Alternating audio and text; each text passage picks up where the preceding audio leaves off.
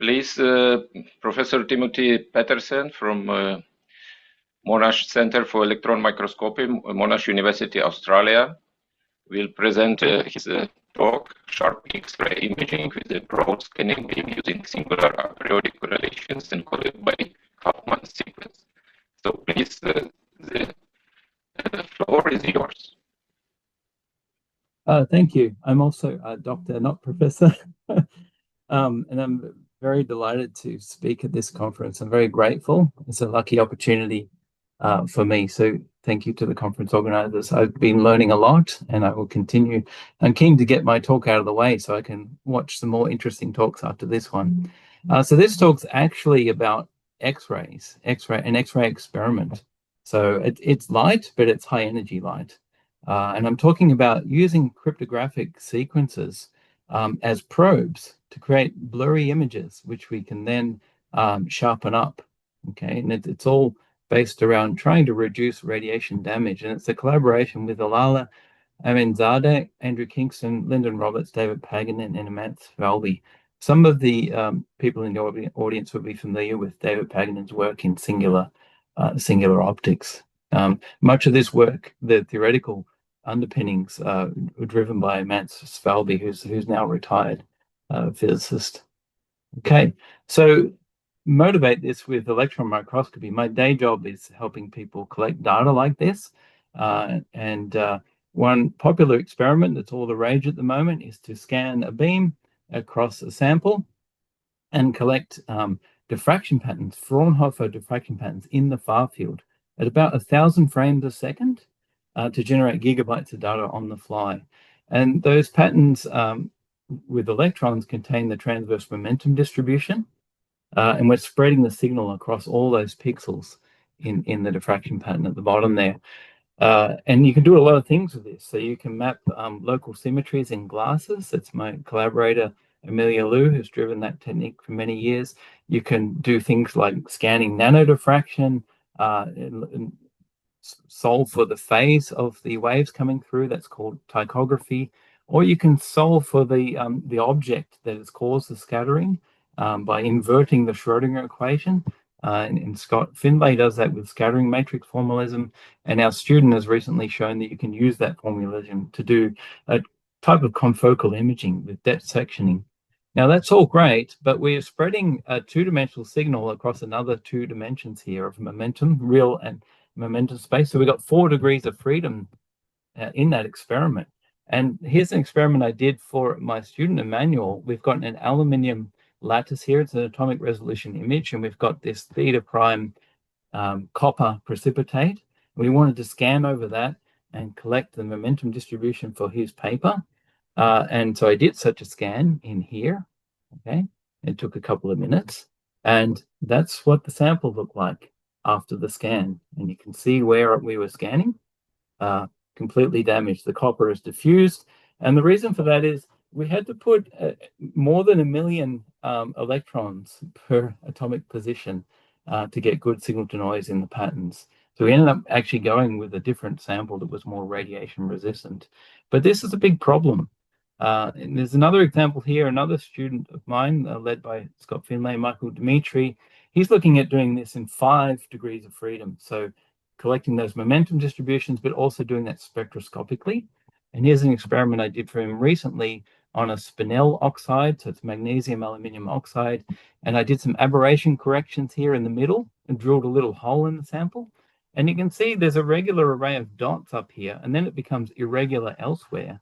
That's because the beam is so intense, it's so concentrated, subatomic in size, that it's causing the specimen to lose electrons and charge up erratically and discharge.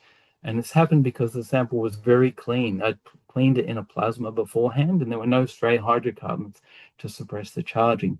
And this is all occurring because we're concentrating the radiation on it as necessary to spread the signal across those degrees of freedom that we're interested in. And so the idea of this talk is to say, well, can we have a blurry probe and still somehow get a sharp image from that?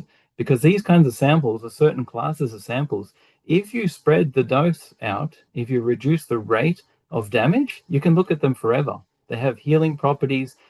Charge can travel. Heat can dissipate as long as you have conductive pathways. And so can that be done? So the whole talk is about a pilot experiment to say yes. I mean, maybe you have to be the judge of that. So can we have a blurry probe and scan it and then somehow decorrelate that to recover sharp images? Now, there are many other alternatives, such as collecting lots of images very quickly and averaging them afterwards, cooling the specimen down, changing the radiation type from electrons to X-rays or maybe even neutrons, changing the wavelength, or undersampling with compressed sensing. I've tried many of those. They work, but they all have their niches. And so here we're just interested in whether we can use blurry probes. Okay, so that's the topic of this, of what I'm talking about today, and in particular looking at cryptographic sequences from information theory to see, are they useful? It sounds a little esoteric, but here we go. So if we were to image with a square aperture, the Fourier transform of that being a sinc function, and then we said, well, if we were to cross-correlate afterwards, having convolved this signal, this probe with our sample, we would actually find that the data is invariant to that cross-correlation, because the sinc is invariant to cross-correlation. So there's no de-blurring there. But if we use a different probe that's familiar to the audience, such as an Airy train, and that was blurring our data, if we were to cross-correlate that afterwards with our known Airy function, we would actually get a sharp delta function convolved with our data, meaning that we recovered a sharp image from a blurry probe that had scanned it, our specimen. And the same is true if we used a long train of white noise. By definition, it has a autocorrelation function with a spike in the middle. So that's all well and good on the continuum with nice smooth curves. And these sort of sequences are used in the time domain. They're called pulse compression sequences. And down below, they're sometimes called pseudo noise. The problem with these kinds of sequences is in real settings, we don't measure things on the continuum. We have a quantized set of gray levels, and we have finite sequences. And if we use such sequences that are compressed and finite, we quickly find on the right that the cross correlations, the autocorrelations, are severely degraded. So we don't have a nice sharp spike anymore. Okay, so it seems like we probably couldn't use this approach for imaging to sharpen up our data. But rest assured, there are special sequences which have this delta correlation property. So here's a Barker code. By definition, these have ±1 elements, and they're defined to have autocorrelation peak that's sharp and off-peak correlations that are no greater than ±1. Now, the longest Barker code known in existence has 13 elements, and it's not known by mathematicians whether there are many more. We think maybe not. There are other sequences like Legendre sequences. These are based on quadratic residues, so number theory residues. It's an indicator function for whether or not a given integer is a quadratic residue. Starts with a 0, then it's ±1. This also has good correlation properties, and particularly if you repeat it over and again, make it periodic and perform a cyclic cross correlation, you get a perfect delta function with such sequences. Now, how to use these as probes is a bit of a mystery, but hopefully it will guide you through it. I wanted to talk about applications first. So these are used, these sequences are used in spread spectrum communications like CDMA and radar, and two-dimensional forms are used for digital watermarking and coded aperture imaging. And so often we require these to be integer valued sequences, not necessarily binary. And in a lot of applications, periodic sequences are used. And they have then called perfect arrays with a completely flat Fourier transform spectrum and an autocorrelation function that matches a delta function, a Kronecker delta function. And so in digital watermarking and cryptography applications, you actually want a whole range of these where each one has that perfect correlation, but cross correlations between members don't. because if you want to embed these things in sequences cryptographically, you want to make sure that only one key can unlock the image and sharpen it up. Now, in practice and in the context of this experiment in this talk, aperiodic autocorrelation is also important. And that can be useful in digital watermarking too. So there's a whole range, a history of studies of this, mostly in the mathematical literature. Singer back in the 30s, looking at binary sequences defined by what they call different sets that had this perfect correlation property. Right through the decades, here's the inception of digital watermarking, which I'll show you an application of soon, or an explanation of what that is, through to modern times, examples of much longer Legendre sequences that are delta correlated. These constructions can be quite involved. I'm only showing you this example because I'm proud that I was able to calculate it. So this is a mathematician, Dylan, in a combinatoric journal, who's come up with an entire family of these perfect arrays. The elements are plus minus one, and it's based on combinatorics, permutations, and residue theory. And this is the theorem establishing the class, and this is my calculation that I coaxed Mathematica to do to create such a structure. Now, a lot of the mathematicians have studied plus minus one element sequences, but we like to, Mance, Svelby, and we like to argue that gray sequences are also useful. Here, our student Matthew Secco looked at building sequences that range with elements from -1 to +2. And the way he did this was to start with Kronecker delta functions. Here, these black dots are delta functions in rows, and then used discrete tomography, exact finite radon transforms, to back project these, because from the beginning, the Fourier transform of these is flat. We're starting with Kronecker deltas. If you back project them to make images, these have the perfect correlation property.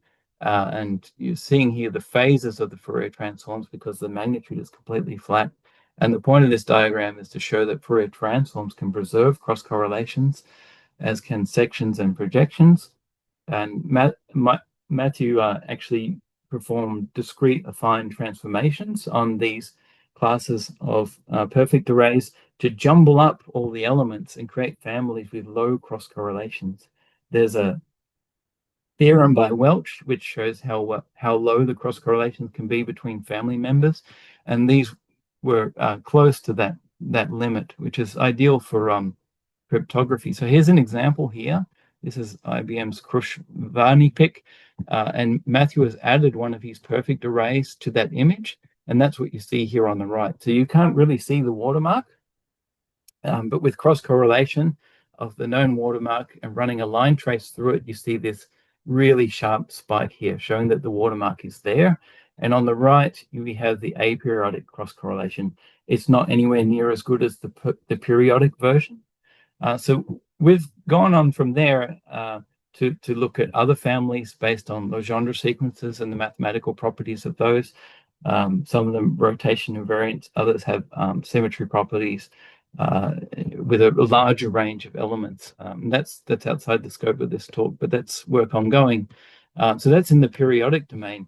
Now, in the aperiodic correlation, this is more relevant to a scanning probe because it needs to have some concentration of radiation with nothing around it. Huffman actually showed you can get perfect sequences this way, which have a sharp Kronecker delta function and completely zero off-peak correlations. That was in the 60s. And the application was sonar in the Navy. And Hunt and Ackroyd in the 80s, they actually found integer versions of Huffman sequences defined by the Fibonacci sequence. You can see here 0, 1, 2, 3, 5, 8, plus minus. These particular Huffman sequences were defined by that. Now, we tried to generalize this using Huffman polynomials, and we found other integer forms. Unfortunately, in all those cases, when we make these sequences longer and longer, they actually become, they have a large range of elements, meaning that they're not like impulse, they're not impulse equivalent, they actually turn into impulses. And that's not really good for the aims of this talk. We want to spread the radiation out, not concentrate it. Okay, so I'll show you how to deal with that in a moment. But here's an example of those Fibonacci-like sequences in 2 dimensions. If we use outer products, we can take those one-dimensional sequences and create 2-dimensional arrays. The black and white means positive and negative here. And the cross correlation here you see is an ocean of zeros with a sharp spike in the middle. So mimicking a delta function. Now, I presented some of this last time I spoke at this conference. Here's an example of digital watermarking. So here's a random image, low bit depth, and we've cross-correlated that here with not a Fibonacci sequence, but another one that we found, an integer-valued Huffman. And you see it's smeared that image on the left. And over here is exactly the same image, but we've added in our 2-dimensional Huffman array somewhere. And then cross-correlation shows exactly where that is with this sharp spike. So these aperiodic sequences are also useful in digital watermarking. But what we're interested in now is imaging. And this is what I showed last time. It's a mock experiment. It's a series of thousands of inline electron holograms that I collected on the instrument that I manage. And we shifted them around depending on a position in the Huffman array, and then we weighted their intensities based on the element value of the Huffman sequences and added them all together. And that enacts what we would get if we had a scanning probe that was blurry. And on the top right here, you see the frame sum of all the lined images in the raw data. And the bottom right here, we see the blurred data, which we've cross-correlated with the Huffman sequences. And they're very much the same thing, because the Huffman sequence is delta correlated. So that's how we're able to de-blur the images through cross-correlation. Okay, so moving on, how do we actually do this with a probe? Because we're thinking of scanning intensities, and they're positive definite. They can't be negative. Okay, so what we decided was we'll scan with 2 different masks, one that stores all the positive values, the other stores all the negative values. The scans can be done in rapid succession or both at the same time, as you'll see. If we just subtract the masks from each other, then we can synthesize our desired Huffman array. And in this case, these masks are binary apertures, so 100% transmission or 0%.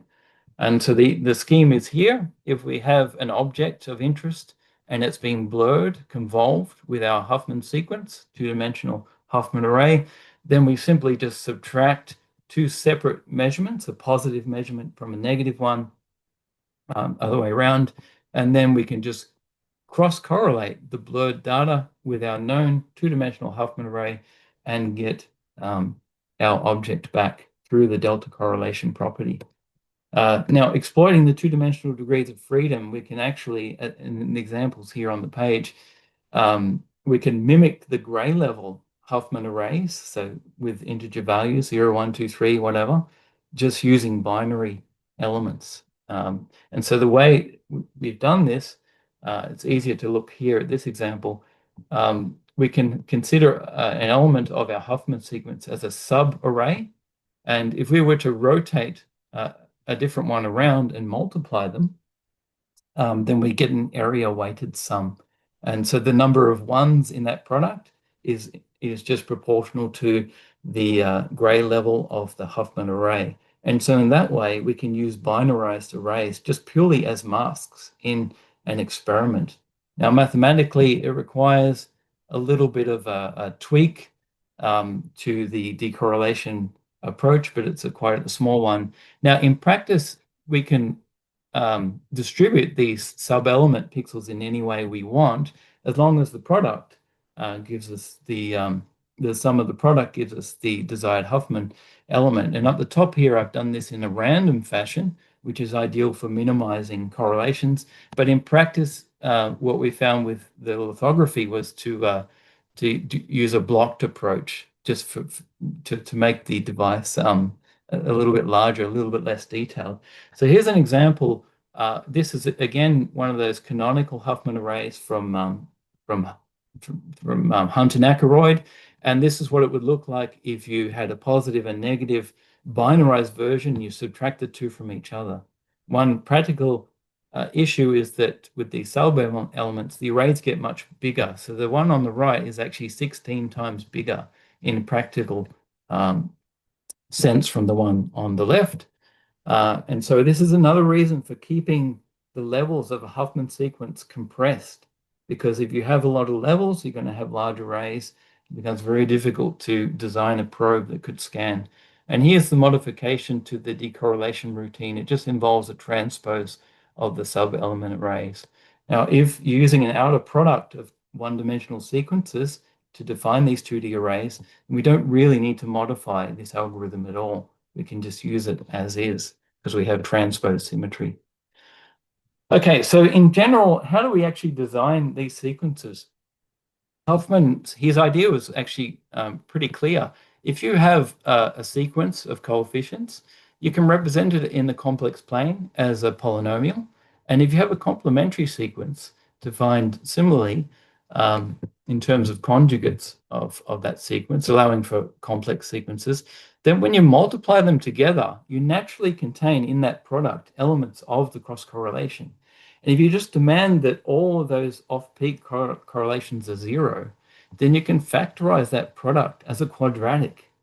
And what this implies is that all the roots of the zeros in the complex plane, they have to sit on two radii. And moreover, the positions of the roots have to match the roots of unity. So the phase angles are all integer fractions of 2 pi. And so to actually compute one of these Huffman sequences, what you do is you just pick a radius, and then the other radius must be the inverse of the one you've picked. And you go around, you just say, you just choose whether you want a complex zero to sit on one radius or the other. And that's it. That completely defines the Huffman sequence. And so you can do this rapidly. You can write your polynomial as a product, and then you can compute an inverse Fourier transform to very rapidly calculate these Huffman sequences. So here's an example I've done with a large radius, and our Huffman sequence is very pulse-like. So not good for the purpose of this talk. We're concentrating the radiation. This is that same sequence, same choice of signs, just a different radius and an inverse radius, and the sequence is spread out quite a lot. This is pseudo noise with almost exact Kronecker delta function correlation property. But you can see that while it has a small range of values, they actually exist on the continuum. And so, how do we quantize this? How do we compress that dynamic range without ruining the delta correlation performance? So I was inspired by some physics models of this. So here's our Barker sequence that you saw at the beginning of Barker code. And we've got a bunch of magnets here. I actually built this with my niece, glued all these magnets together. And if you look at it, if we just consider dipole nearest neighbor interactions, then we've got here at the moment, every north pole meets a south pole. So these rows of magnets are strongly attracted to each other. I'm going to try to go out of presentation mode. Hopefully I don't break this talk.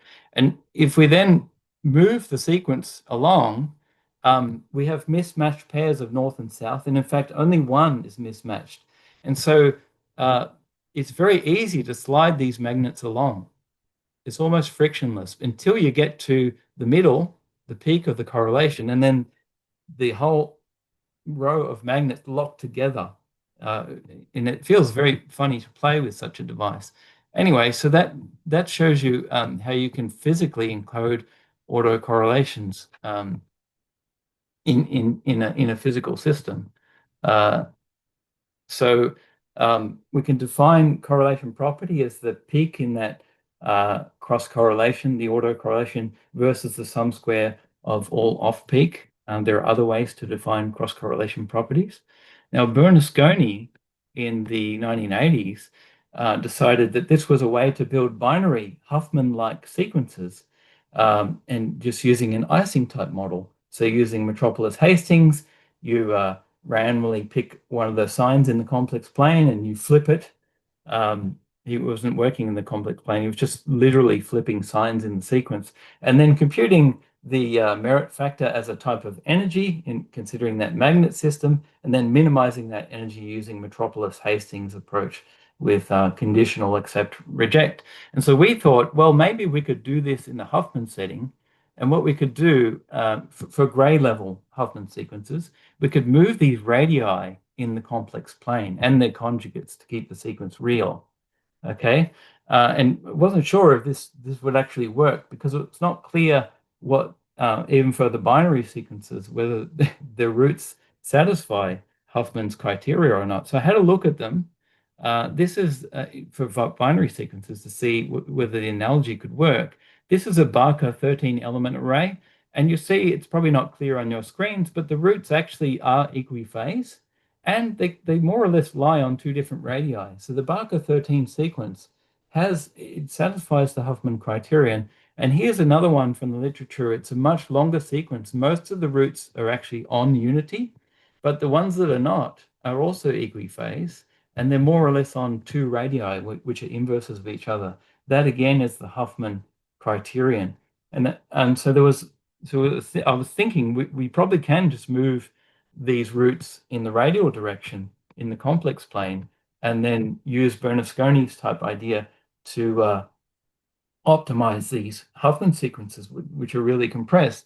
And so I tested this on binary sequences and found for length 2 all the way up to length 20 sequences, we can actually reproduce the highest merit factors that are known for binary sequences using this approach. So it does work. Now, in some cases, I had to do multiple trial runs before I was able to optimize the merit factor. The error space is quite diverse, and it's easy to get trapped in local minima. But anyway, so moving to gray level Huffman sequences, not binary, I was thinking, well, how do we optimize other metrics like the spectral flatness, the off-peak ratio, the number of zeros in the sequence? And I was thinking about my earlier work in studying disordered carbons. There's an approach where you can propose a model, compute a diffraction pattern, compare with experiment, move atoms around in the model, and try to maximize agreement with experiment using a least squares Monte Carlo approach. And one of the things I worked on was the co-development of the hybrid reverse Monte Carlo technique, where we also compute the energies between the atoms at the same time using Metropolis-Hastings. And so here the analogy is quite strong because we have the merit factor from Bernasconi as a type of energy, and the Fourier transform needs to be flat because the Fourier transform of a delta function is constant. And so we can just put in diffraction constraint, thinking of the Fourier transform as a diffraction pattern, and other metrics like number of zeros and off-peak ratios, and then do the same thing, just move the radii in the complex plane, compress, quantize the Huffman sequence that comes out, and use simulated annealing with conditional accept reject moves to try and improve our sequence. And so here we've done that. We've got a bunch of metrics, and this one's supposed to go to 25. It does. This one's supposed to go to half. That one's supposed to go to about 9, and that one's supposed to go to 1. And they all do, and it converges. And you see, they start off noisy because I'm setting an effective temperature very large, and then I'm cooling the system down with simulated annealing. And there's these rebirths because I'm gradually compressing the dynamic range as I quantize the Huffman sequence. So in that way, we're able to generate these sequences. Now, Imants Falvey has a superior approach, which is human in the loop. He's able to actually change sequence elements to finesse after doing a run like this. And it includes more expensive tests like condition number. So if we think of cross-correlation as a matrix operation, we can do a singular value decomposition and look at the quality of the inverse operation and define what's called a condition number. That's very expensive to do. You can't do it in Monte Carlo because we need millions of steps. But Imants can do that to improve these sequences. Okay, so here's a synchrotron test. We defined Huffman sequences with integer value elements going from -3 all the way through to +3, and allowed to use reactive ion etching to very carefully control the thickness of elements and use Beer's law to figure out the transmission of that to create grayscale masks, and also did completely binary masks. So those opaque 0 and 100% transmissions. And this was done at the Australian Synchrotron at the Micro tomography beamline. So all the experimental results are from here.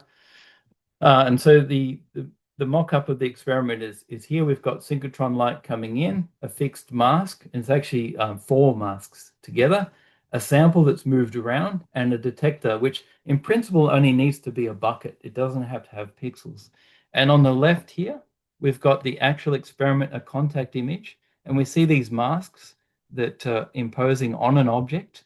The intensities from those are all summed at a given point here. And we've got 4 masks. We only need 2, but there's room for 4. So we've doubled up the number of positives and negatives.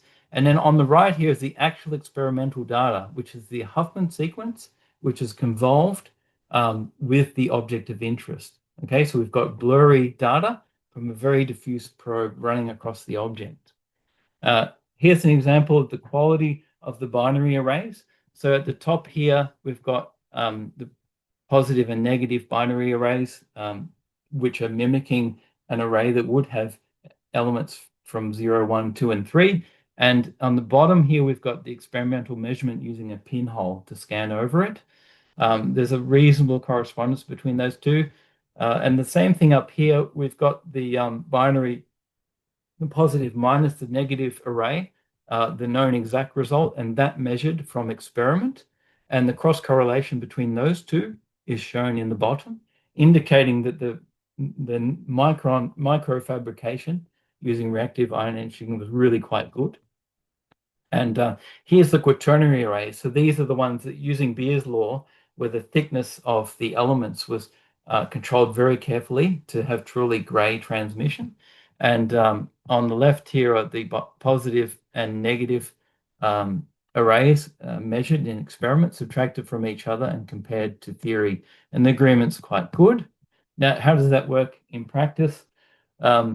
Here we have an object. It's a little bee that was also lithographically etched. That scale bar there is 200 microns. This is what, in the middle, what the image should look like. It was measured with the scanning pinhole. And on the right is the reconstruction from the blurry image using cross correlation of the Huffman sequence. And the same is true here for this, pie-looking thing with different thickness elements. And the reconstruction matches what's expected with a scanning pinhole experiment quite well. Here's another example with an object that is got multiple gray levels. It's a bee with tape running over it. And this was done not with the binary masks, but with the quaternary ones. That's the multiple gray levels. And the middle column is what was measured with the scanning pinhole, so a pixelated image. And the one on the right was the cross correlation with the Huffman array from the blurred images. And there's quite good correspondence between those. So in principle, this works. It's a lot of effort. Now, how you might do this with an electron beam is, it's a subject of future work.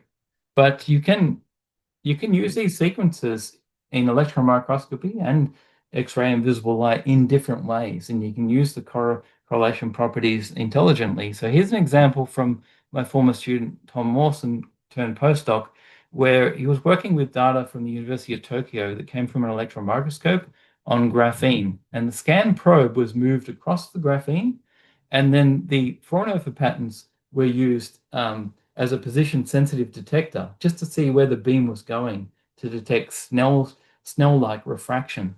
And the bottom right here is half of that image is experiment and half of it is theory. Now, for something like graphene, it's a single atomic layer. It's very weak. And so the theory says that the beam should just translate in proportion to the electrostatic potential, which is shown here, the Fourier coefficients of that. The theory works beautifully in that setting. And so you can just use position-sensitive detection to infer electric fields almost directly, projected components of that. So that's great. And the detectors don't have to be pixelated. They can just be, 16 elements or whatever, photo multiplier tubes.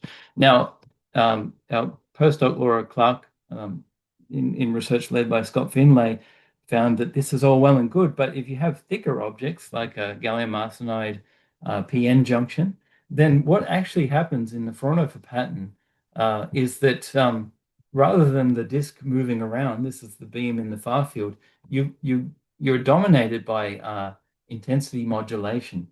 Okay, so in that case, it's the beam shift is not containing the refraction information, it's the intensity distribution in the far field.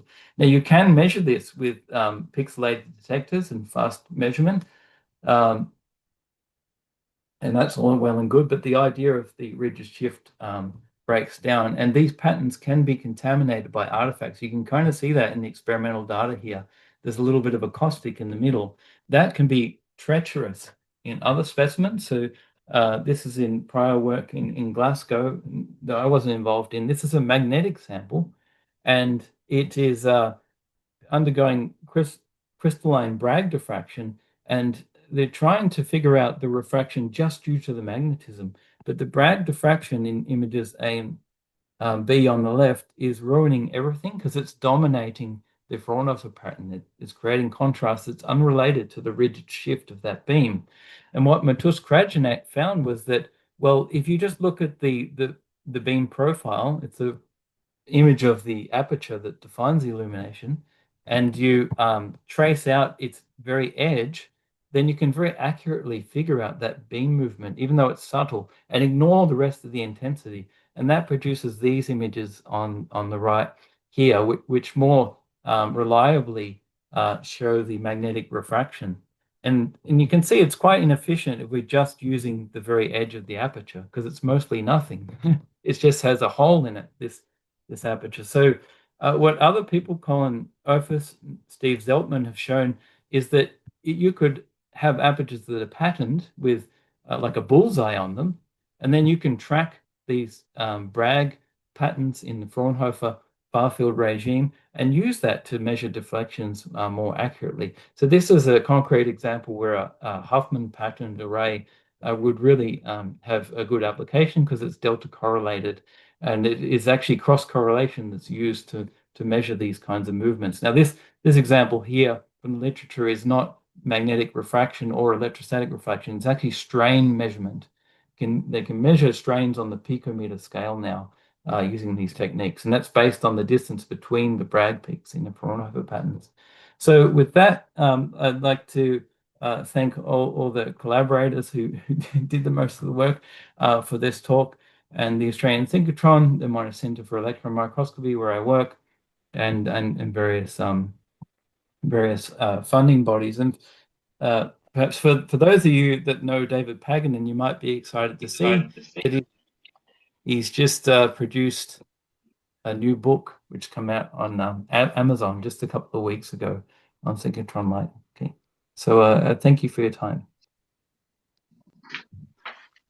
Thank you very much, Tim, for excellent talk. Is there any questions?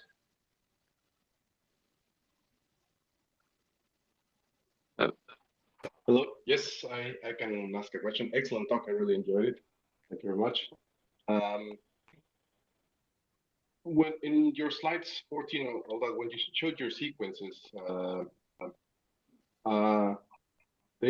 even the 2D ones, they look a lot like area functions. Is there a reason for that? I mean, you mentioned that in the continuous case area functions were good. Is that the reason, or they look like area functions?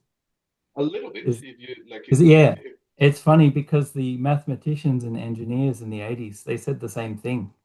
And they were inspired by differential physics. And the simple reason is that if you're going to demand that something is flat in the Fourier spectrum, which is consistent with a delta function, then a diffraction integral is perfect. You just have a phasor that varies in space, Fourier transform that, and the job's done. And so particularly the very large sequences, they end up looking like caustics. And we tried to show that in this paper here. We used the hyperbolic umbilic diffraction catastrophe and showed it very closely. Its phase distribution matched one of these Huffman sequences. So it's very interesting, actually. Yeah. Good point. Good question.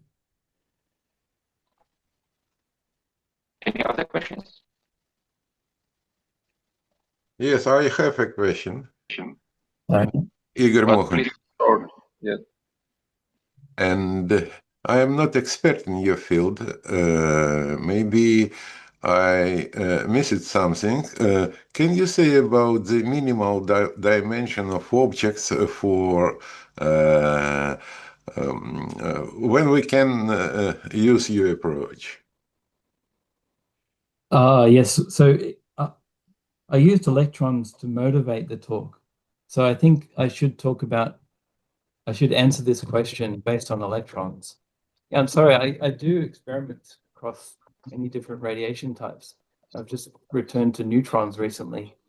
But if I go to the very end of the talk, so here with electrons, which is an area I'm very interested in, this is almost at the limit of what we can do.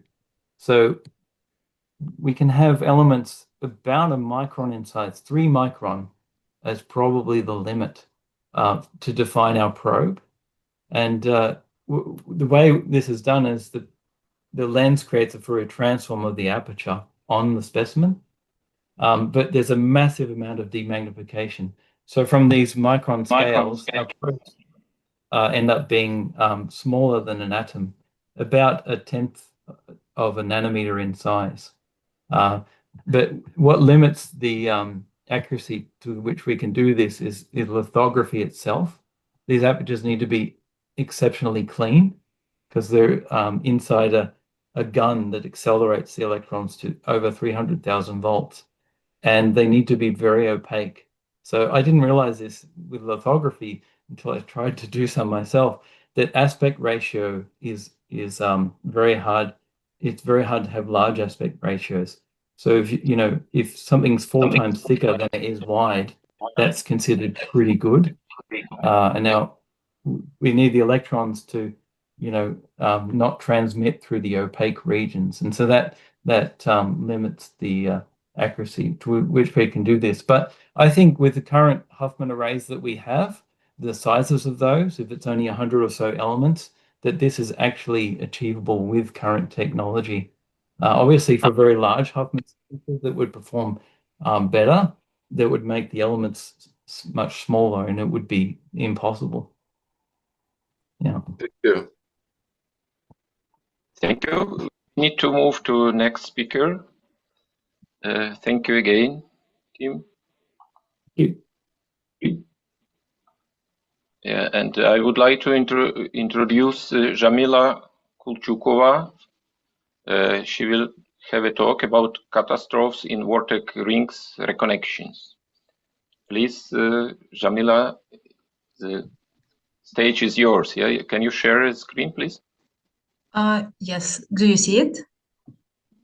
Can Yes. everyone see it? Yes. Okay, good. Okay, so good morning, everyone. My name is Zhamila.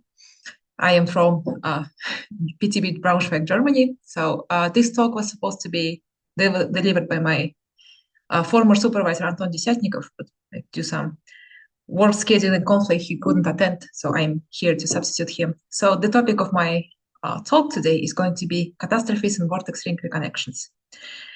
So I'm going to explain each term separately, but let's first start from the very background. First, my outline.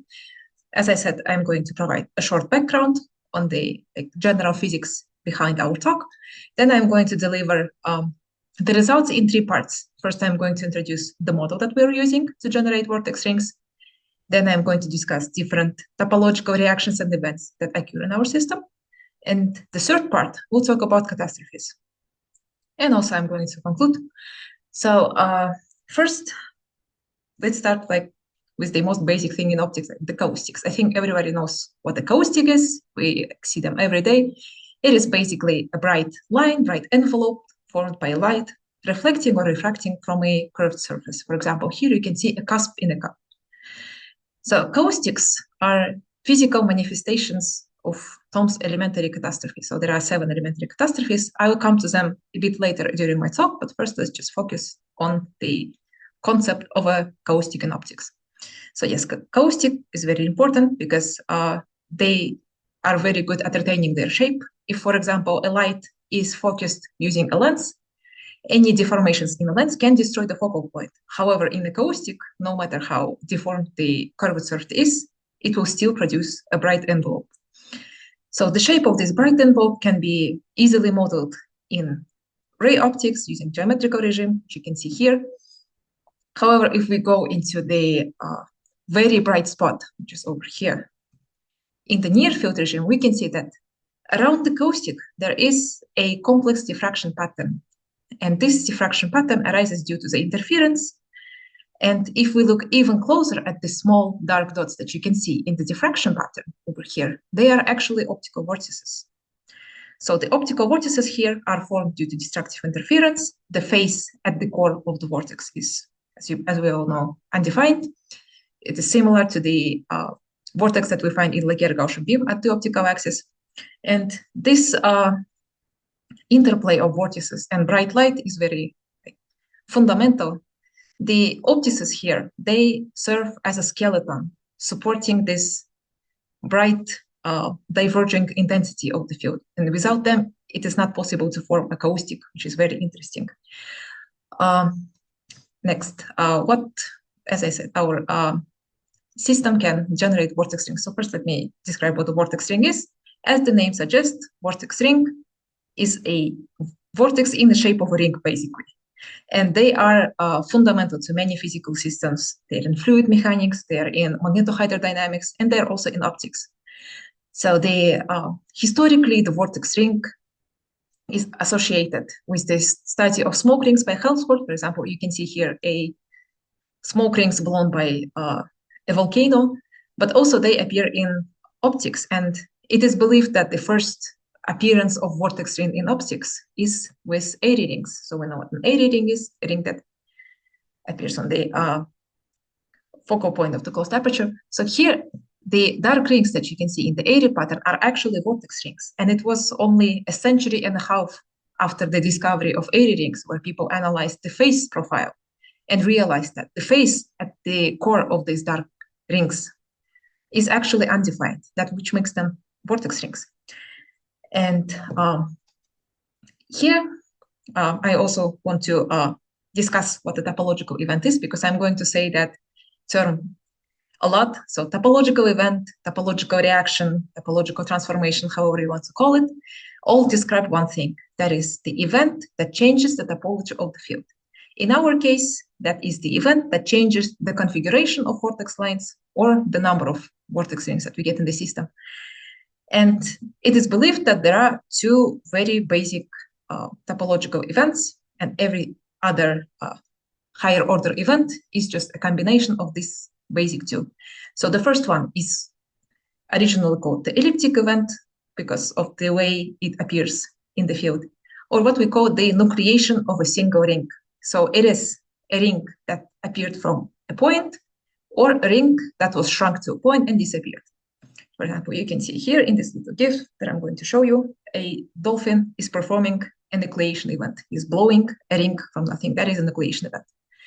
The hyperbolic event, which we also call reconnection, is basically what the name suggests. So the two vortex lines, they touch on the point and they separate, form two different configurations of vortex lines. Here, for example, you can see two bubble rings reconnecting and merging and changing their configuration.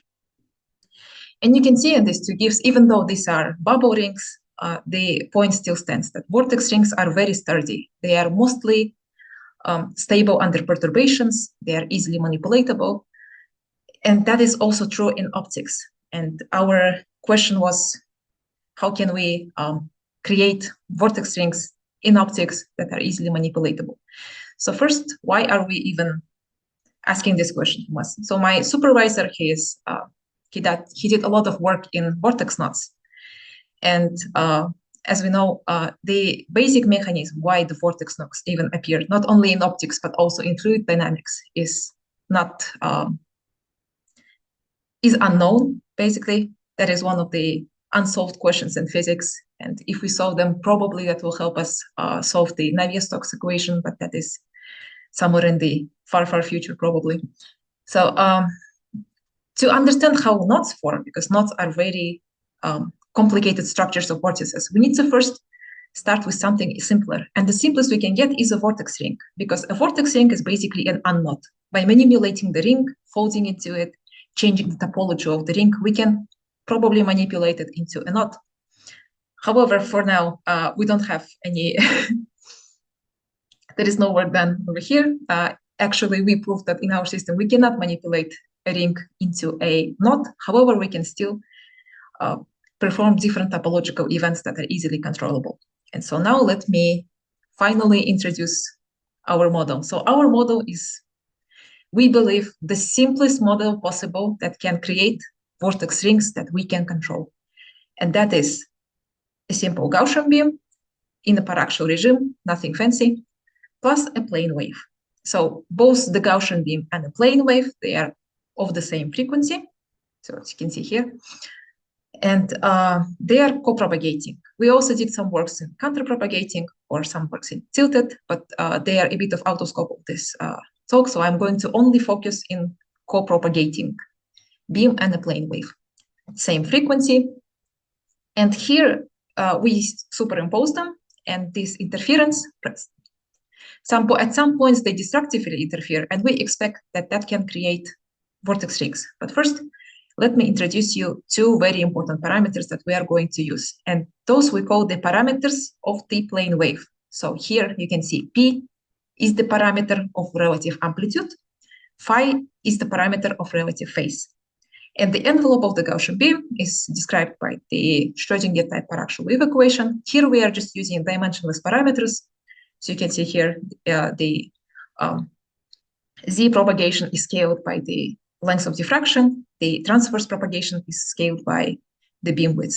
So only two parameters we are concerned with, P and phi, relative amplitude and relative phase of the plane wave. How we know that that actually creates vortex rings? As I just said, due to destructive interference. So first, if we see the amplitude profile of our superposition, for example, here you see the amplitude of the Gaussian beam and the plane wave of some arbitrary P. If we superimpose them, we see a pattern something like this. And you can see here that there are specific points where the beams interfere destructively, and there is like a concentration of darkness. However, just because there is darkness, it doesn't mean that there is a vortex. We need to see points of undefined phase. And actually, we see that if we analyze the phase profile of the interference, here is the phase profile of the Gaussian beam and the plane wave, just arbitrary phi. We superimpose them. And actually, you can see here that there are 2 points of undefined phase, verifying that we are dealing with optical vortex rings here. So there is no doubt in that. We can prove that. We can hopefully simulate that in lab setting. But for now, everything I'm going to show you, they are numerical simulations. This is a purely theoretical work. So please keep that in mind. This is the work done by my supervisor.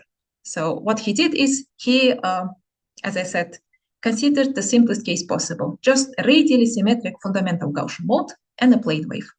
And what he did is he tried, of course, to analyze the system. And to do that, we need to know what kind of parameters, how our parameters of the plane wave affect the amounts of rings do we get, what kind of rings do we get, and etc.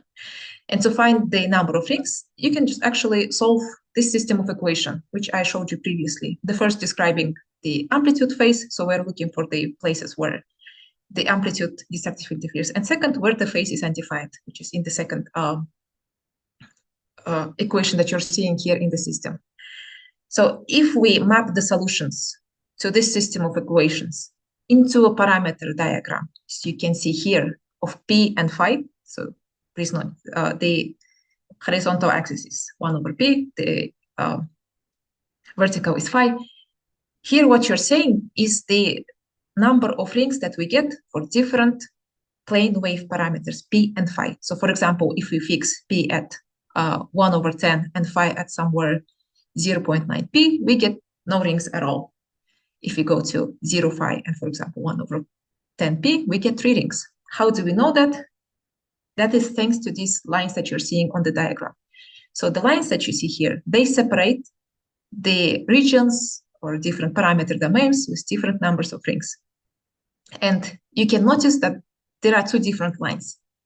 The dashed line we call the bifurcation line of topological reactions on axis. So R is 0 only at the optical axis. The solid black line is topological reactions, bifurcation line of topological events of off-axis events. So somewhere in the transverse plane, not necessarily at the optical axis.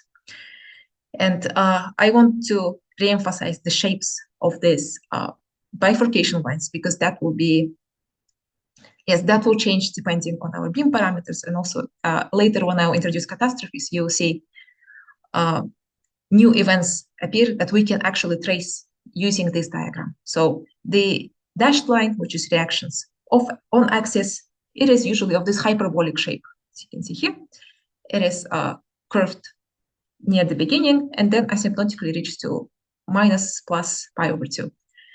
The solid line usually has this diamond shape with a small cusp at the beginning.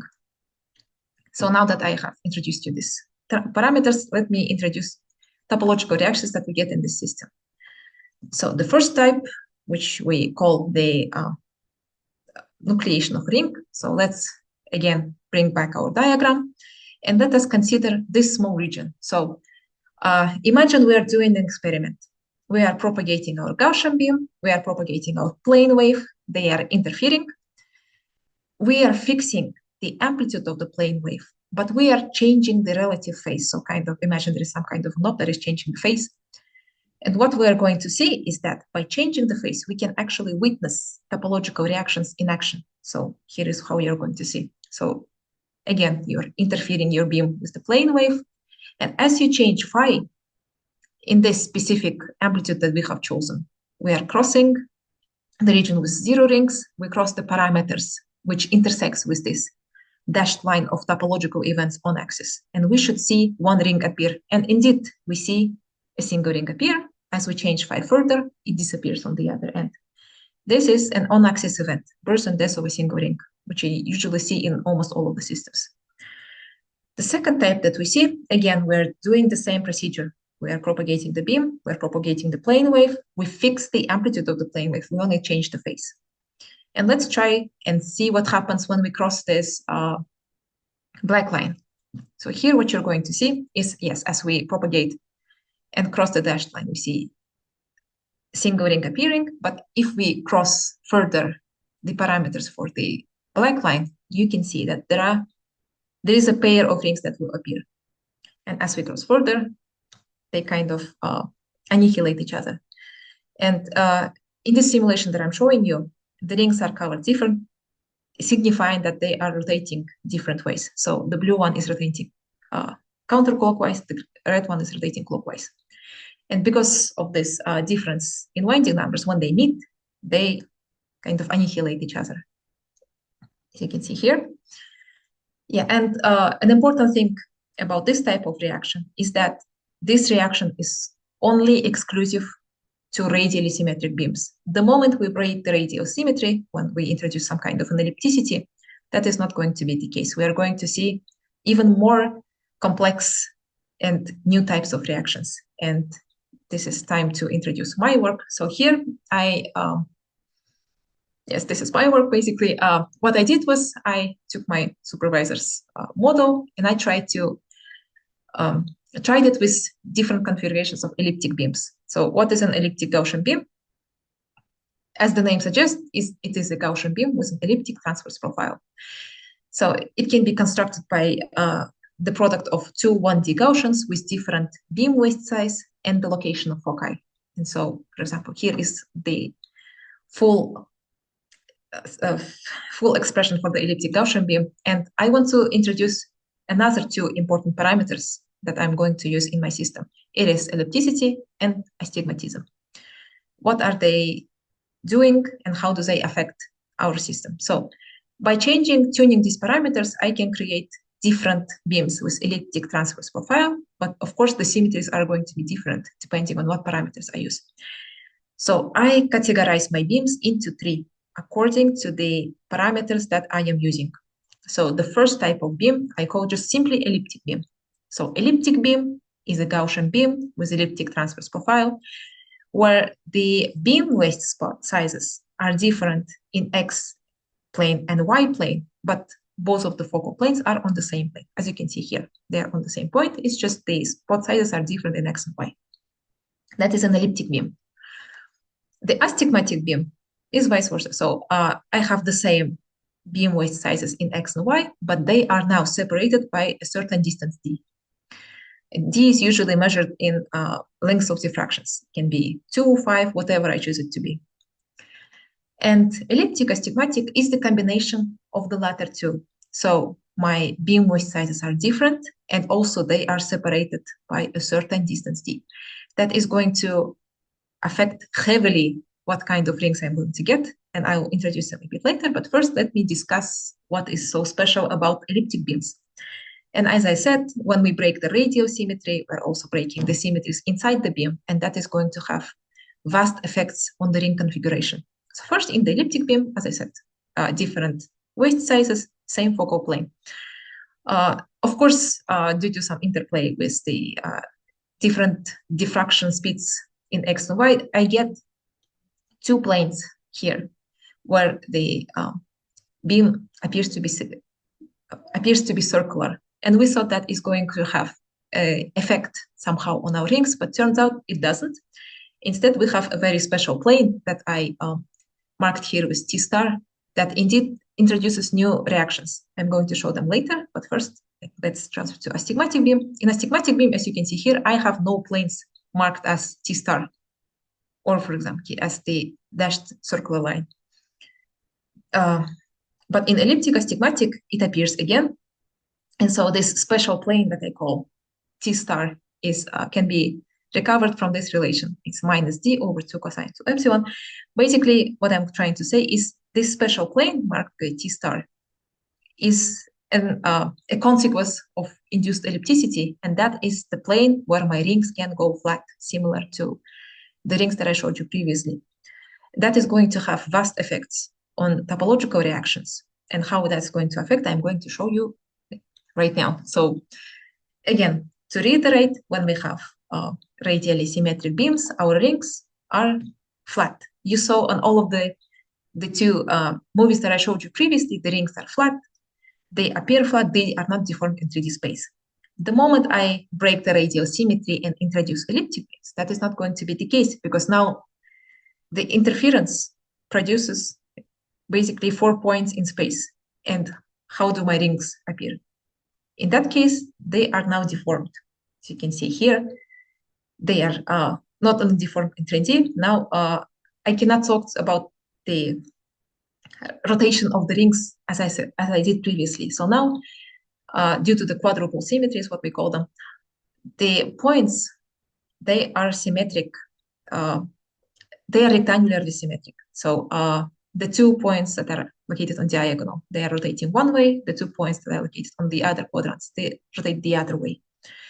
And thanks to this deformation in 3D space, I can induce topological reactions, different topological reactions than we did previously. So let's now go case by case, what kind of events I get in different beams that I have. So first, let's continue, refer back to elliptic beam. So again, to reiterate, different beam waist sizes, same focal plane. And here, if we look at the diagram for the number of rings, this is the same diagram that I showed you previously, but now for elliptic beam. And you can see here that there are now 2 additional lines. Yes, we have the dashed black line, we have the solid black line, but also we have the gray line and this dotted gray line. And you might ask, what are these? And those are the topological reactions on different planes. So now the black line stands for events on x equal to 0 plane. The gray line stands to reactions on y equal to 0 plane. And this small tiny line, which you can see here, the dashed gray line, is reactions that occur on this special plane that I mentioned to you previously, where the rings can go completely flat. So, of course, as we cross these lines by kind of doing the same experiment, we're going to see different reactions. And here I'm going to show them to you. So here, what we're doing is, again, I'm propagating Gaussian beam, I'm propagating a plane wave, I fix them on a specific P, in this case it's 1/4. And I change the phase phi.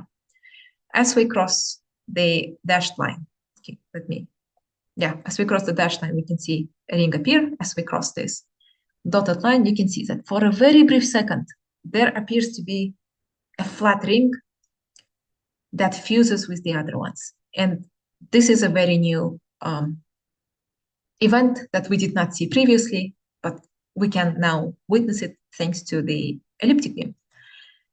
Now let's go to the astigmatic beam. In astigmatic beam, there is no such special plane where rings can go flat, and that also reflects in our diagram of rings. So you can see here that there is no special dotted gray line depicting reconnection with the flat ring. That is because flat rings are impossible in astigmatic beams.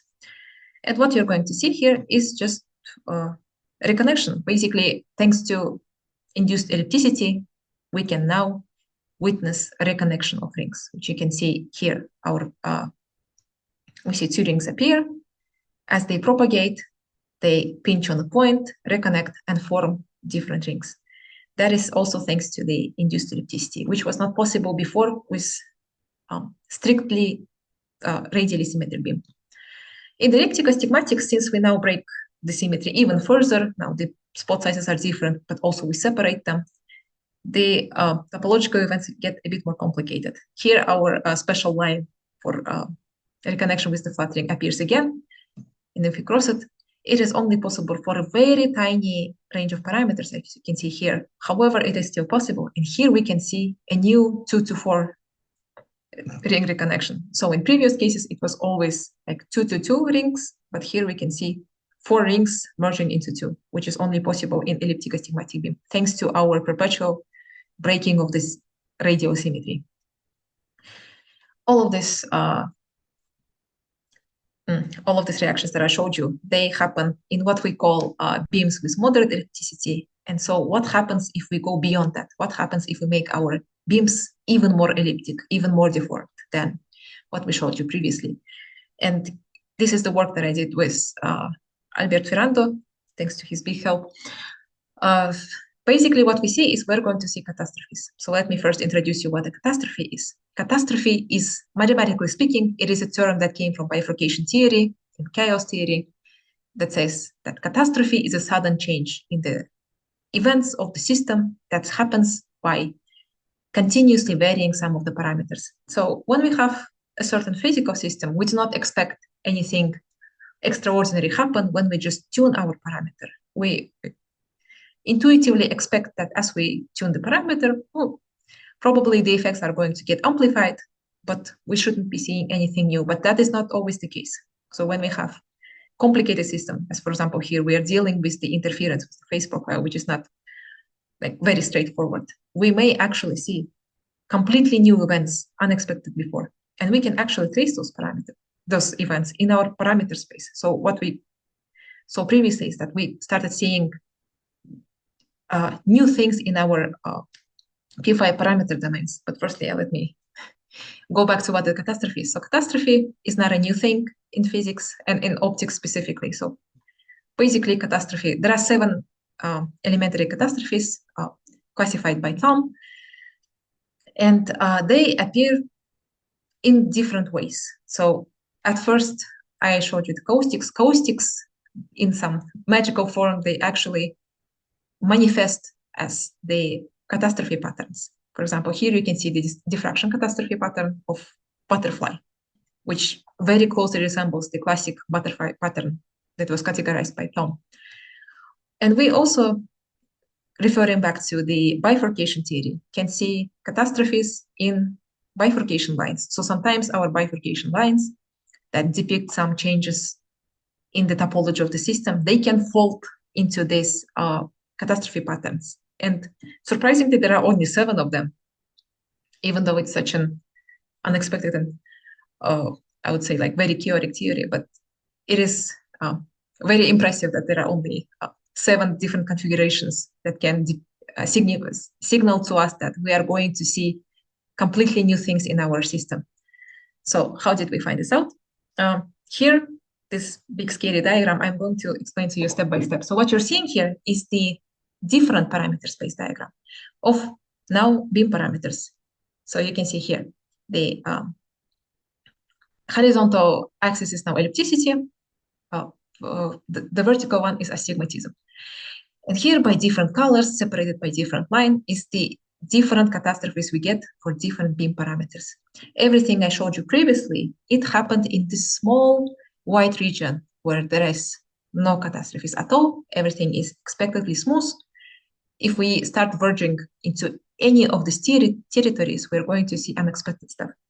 So first, for example, if we cross this dashed line, which you can see here, which showcases catastrophes we see for on-axis reactions.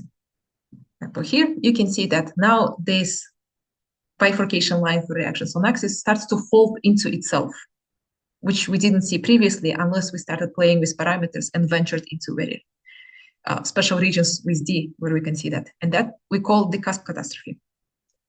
If we venture somewhere in one of these colored regions, we can see our bifurcation line of reactions on axis folding into a butterfly pattern, as you showed previously. That is our butterfly catastrophe. So on axis, we can see cusp catastrophes. Off axis, we can see butterfly catastrophes. How do they affect our system? Let me show you first with why do they even appear in our system. So without the catastrophes, here are the amplitude surfaces of a Gaussian beam. So as expected, I think it is a very familiar picture to many of us. If we start venturing into the beam parameters where we should see a cusp catastrophe, we actually see that some of the amplitude surfaces, they start to separate. For example, here you see that the most bright amplitude isosurfaces are now separated. There are two of them. That is, of course, going to affect the reactions that you can see. But also even small changes in amplitude surfaces are also going to affect. For example, here, if we venture into beam parameters that deform the amplitude surfaces, for example, here you can see small spikes forming near the focal plane. That also affects the topology of our system.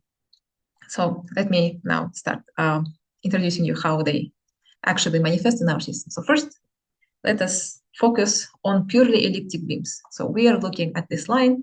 There is D is 0, so there is no separation of focal planes. We are just playing with different beam width sizes in X and Y. What we can see is we can see a butterfly catastrophe. So here is the parameter P5 parameter domain that is very should be already familiar to you. And if we look at the cusp of one of the bifurcation lines and magnify very largely, you can see that it is folding into a butterfly pattern.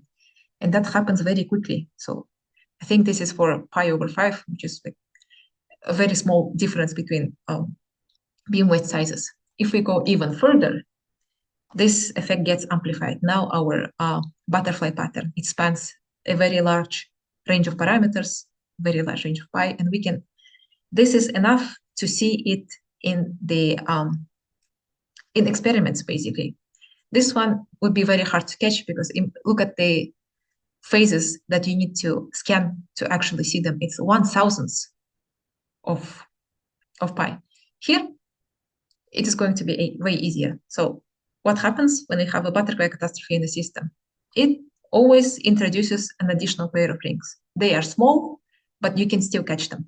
For example, here, we are crossing our butterfly and we see a very small pair of rings appear very close to the focal plane that quickly reconnect with other larger rings if we change phi. However, you can still catch them. They're quite large.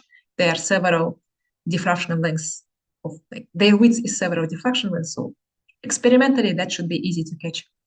Even if we scan like further into the parameter domain, they yes appear even smaller, but that is just a scaling problem. They are still several diffraction lengths in width, so it should be very easy to catch them in experiments. Now, what happens when we start playing with the astigmatism parameter, but not with the ellipticity? So the beam widths are the same. We're now just separating them by different distances. And we showed that it gets even more complicated. So not only we get the butterfly catastrophe, but we also get the cusp. So what is the cusp? That is the folding of the line of reactions on axis. And that basically introduces new points along the optical axis, which change the number of rings. Here you can see additional points for nucleation of a ring. So a ring propagates, disappears, appears again, propagates further, disappears. If we go even further into this green region, where there is now an interplay with the butterfly, we can see that our parameter domain is very messed up. It is completely different from what you saw previously. So the line of reactions on axis is now folded into itself. There are two pairs of butterflies here and further into the parameter domain. Of course, that's going to change the number of rings and how they interact with others. So in this case, when we have the interplay with the butterfly, the catastrophe now introduces a completely new type of topological reaction, which we did not see previously. That is reconnection on axis. Here you see two rings pinching on a point on axis, merging, and then disappearing. That was completely not possible before. And now, thanks to playing with the parameters, deforming the beam, creating separation of focal planes, we can make that happen. And the butterfly is the same as in previous cases. It introduces two new small rings that appear near focal planes. There are, again, several diffraction lengths and widths, very easy, should be very easy to catch in experiments, but they, of course, very quickly reconnect with the other ones and disappear. And if we venture into any of the regions of elliptic astigmatic beams, so not exactly at this line or this line, or for example, somewhere here, you're going to see basically the same things, but just in different configurations. But the topological reactions are going to be the same. It's just the way they appear, the way the rings are deformed are going to be slightly different. That is basically it from me today. So to conclude my talk, what we did is we investigated dynamics of vortex rings in the superposition of Gaussian beam with elliptic transverse of in the plane wave. That is, we believe the simplest system that can create controlled vortex rings. It can be hopefully easily replicated in optics laboratories to study not only vortex rings, but topological events. And if we break the symmetry in various ways, that is going to change our topological reactions, of course, and we can use them to study them. So thank you. Here are our publications. If you have any questions, you can also reach my supervisor, Anton Desyatnikov, or me at Zhamila Kulchukova, ptb.de. And thank you very much for your attention. Thank you very much for interesting talk. We have a time for your questions, please. Yeah, we have. Thank you. That was. I'd never thought of using the catastrophe analysis for looking at reconnections like this, and it's interesting to see quite the hierarchy that you can get. Do you think you'd be able to use this analysis for other sorts of things? I'm thinking, in particular, the original experiment that we did with Miles Padgett on optical vortex knots. As we varied a parameter that was a beam waste parameter, and we got paper that was an extremely complicated sequence of reconnection, a little bit like this, but not quite the same, more complicated. Do you think you'll be able to use this analysis more generally? I mean, those are all in polynomials mathematically, so it's not as complicated as a full sort of propagation with Gaussians and so forth. Yeah, so the beauty of the catastrophe theory is that we only deal with polynomials, and thankfully we had a chance. We found a way to turn our characteristic phase equations into polynomials, which is basically can be achieved by taking derivatives. So I think yes, it is a great way to study topological events just by looking at the parameter domain diagrams. I think it should be possible. This would be very, because I never understood precisely the physics of what was going on in the sequence of reconnection, and at least this analysis might give some indication of what's going on. It may be more general. So yeah, so let's be in touch and with Anton as well. Yes, absolutely. You can also text me because I'm now in Germany. So yeah. Very good. No, thanks. So that's really helpful. Thank you. Thank you. Thank you again. So now we need to switch to next. Igor Mohun, yeah, please. I have a question which is very close to your title. We have the flat ring, vortex ring. Yes. And as it is known, the transversal energy flows circulates in the plane which is perpendicular to the vortex axis. And can we say about the propagation of energy in the back direction, in opposite direction of main direction of wave propagation? So what you're asking is what will happen if we do counterpropagation, right? Yeah. If I understood correctly. Yeah, so if we to see the case of counterpropagation, you can actually see the results in my supervisor's paper, Vortex in Partial Laser Beams. What he did was he considered the cases to different radially symmetric beams, also Laguerre-Gaussian beams, and counterpropagating plane wave. And what he got is you still get vortex rings. They are still there. They are very stable. It's just the configuration is going to change. Now they are not this strict, beautiful round shape. They are now a bit distorted, of course, due to the phase intervals, but you can still achieve them. Yeah. Thank you. Thank you. Can we switch to next speaker, I think? Yes, thank you, Zhamila. So next speaker will be Toru Aoki from Japan, with a talk about gallium nitride X-ray gamma ray detector and imager. Please, Zhamila, stop sharing your screen. It's done. Вас опять плохо слышно. Oh, just a moment. Yeah. 가슴은 고래 두겠다리.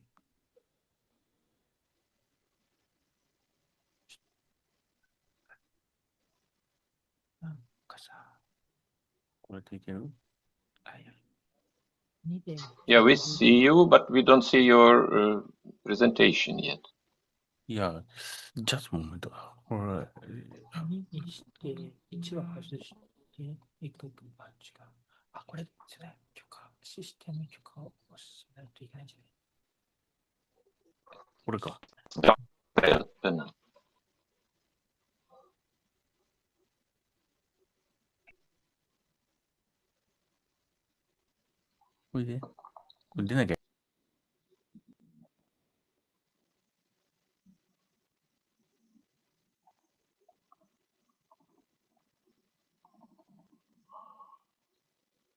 I think we lost connection.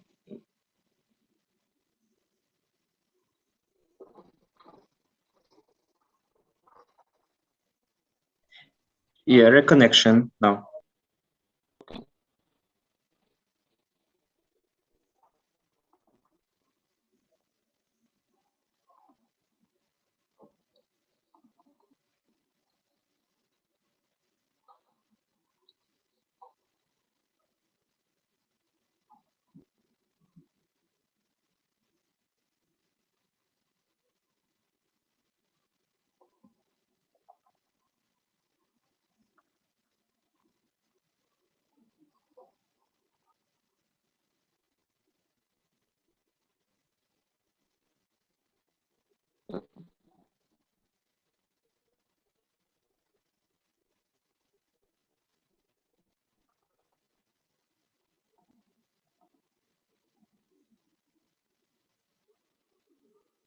Toru, do you hear me?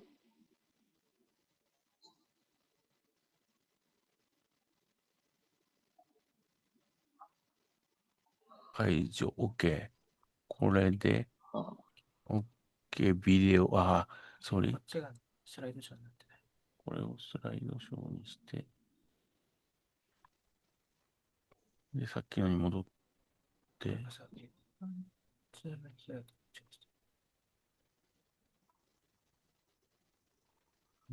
余計なもんばっか出て。You can share your screen. It's down on panel, down bottom, near chat. It appears when you move a mouse down in Zoom. Zoom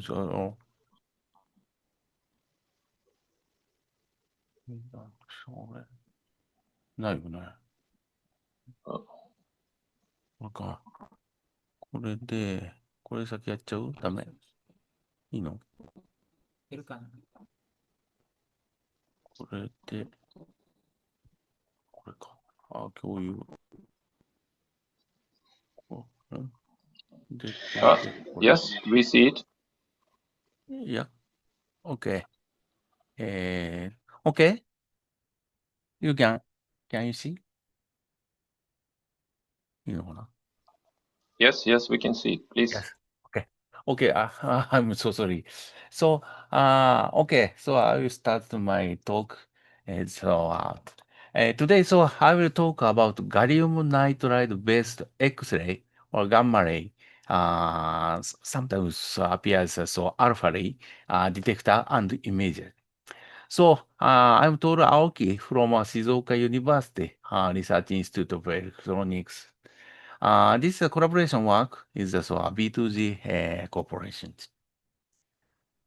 Okay, as an introductions, so X-ray imaging is widely used. So, for example, so medical, industrial, security, and so on.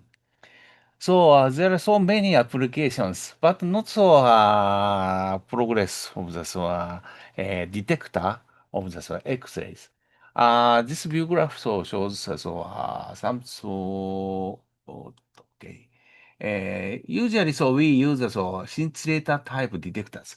Scintillator is interesting material. So X-ray comes into this violet particles. So X-ray photon comes into this scintillator materials.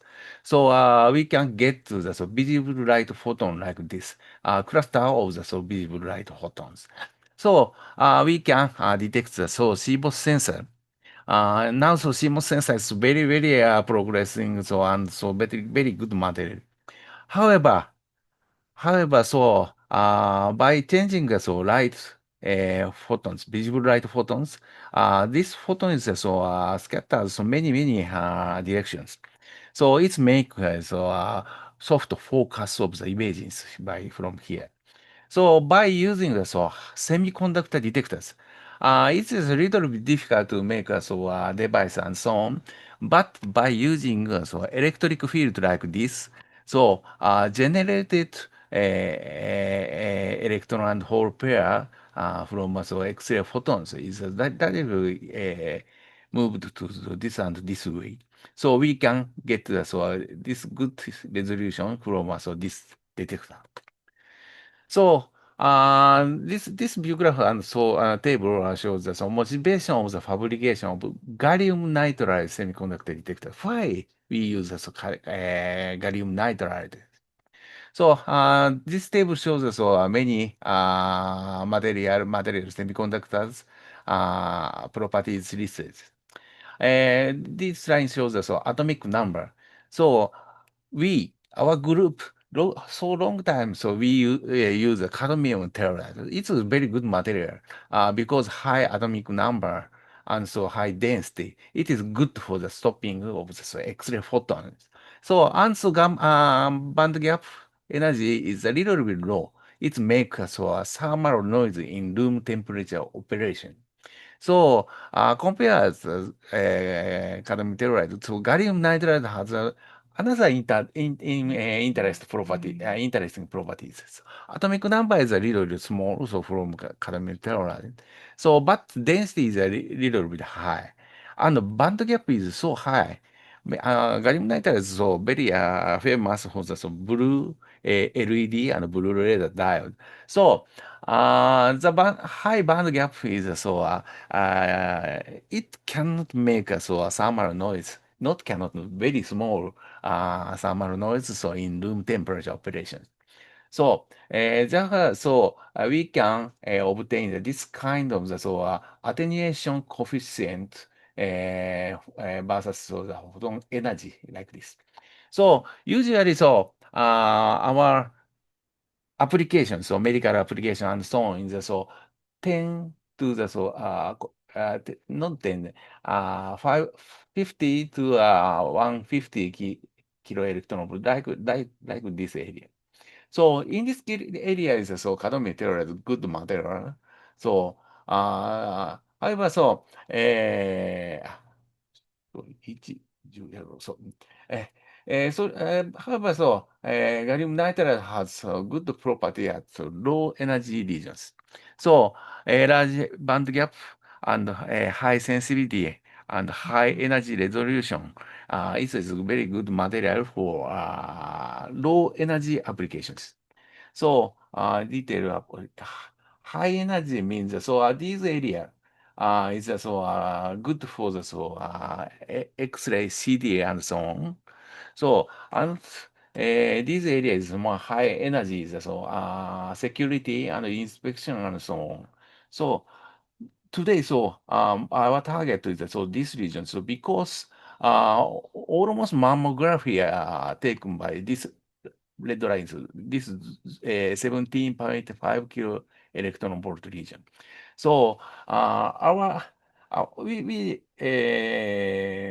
studied about this cadmium telluride so long time, but in these regions, cadmium telluride is not so high efficiency. So, and cadmium telluride has a high sensitivity on the high energy region.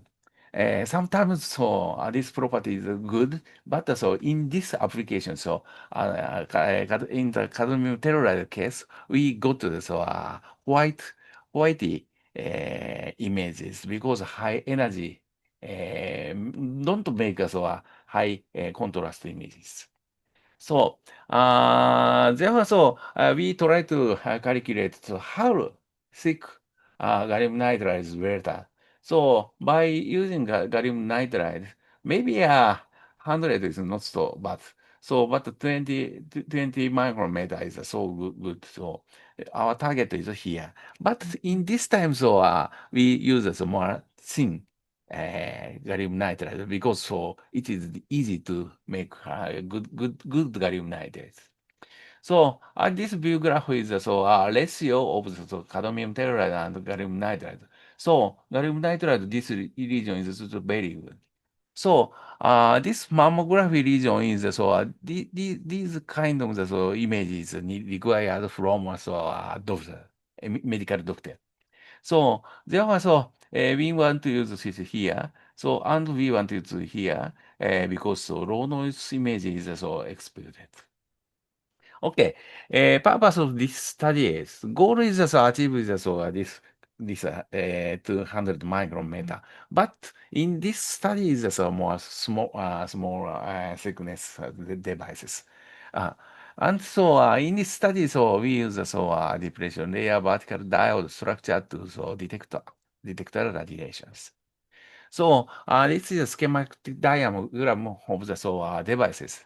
So we use a 5 millimeter by 5 millimeter substrate, and so contact is nickel, gold on nickel style. So this kind of style. So one is PN junction diode. So we make P minus layer and PN as an N-type layer like this.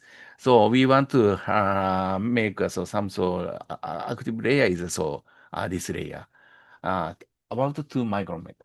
So and another one is PIN diode. So we fabricate. So here we make I intrinsic layer is here. So therefore, we expect the intrinsic layer is made in here. So we want to compare this kind of two diode for select the PN diode and PN diode with vertical structure for depression layer thickness separating. So these two types of PN diode, PN junction of diodes and PN junction diodes, so we fabricated. So, okay, we check the IV characteristics, voltage current characteristics. So, we can get this kind of good diode properties. So, this properties is just PN type diode like this. So, we use reverse bias region. Therefore, forward bias is not so important, but we want to use this region with low leakage devices. This is PN junction. The applied voltage, high bias voltage, not so good. So, but we can get this kind of diode properties. And then X-ray detection. It means this is detected current is here. So this is dose rate means intensity of X-ray. We can get this kind of the properties. So by changing the bias voltage, we get to another result. So PIN and PN is not so big difference. So but leakage current is a little bit difficult here. Therefore, we want to use photon pulses. So, but we don't have a high power photon radioactivity. So, in this case, we use alpha ray because it is so high energy. So, we put the americium 241 is here. So, and collimator, and this is the devices. Detection measurement is like this by using like this system. So here is a detector, and here is a RI. So RI and detector is about 1 centimeter. So and preamplifier. It is amplify and changing is current data to the voltage data. We use as a main amplifier is noise reduction and some changing the wave shapes. So and MCA is multi-channel analyzer. It means spectral calculation is here, and here is the PC for detection. Well, one of the results of the PN diode devices, we can find many noises. However, by using the main amplifier for wave correction system, so we can find this kind of the peak from this data. Compared with the PN diode, so PIN diode data is here. So, any pulse we can find. So because our preamplifier is integrated type, therefore we can get this kind of the peak. So, but by using this main amplifier, so we can see this very clear pulse from here. So because noise is very small. So in this case, we can make a channel means energy. So we can make discount the energy spectrum from the PN diode and PIN diode. So this black line is without radiation source. It is from a kind of noises. So, but we can find some peak, not a big, but peak from this device. It means from a PIN device. So we consider this PIN diode device is good for the gallium nitride X-ray gamma ray detector. In this case, we use alpha ray. So, but X-ray gamma ray is also almost property from here. So finally, we make this kind of the devices. Just structure is a PIN diode. This N is a very low carbon contamination. It makes us very high resistivity here. So, but we protect from surface leakage current. We make this kind of double meta structure. So this one. So by using this device, so previous devices, these blue ones, but now we make PIN structure, so we get this kind of high sensitivity from these devices.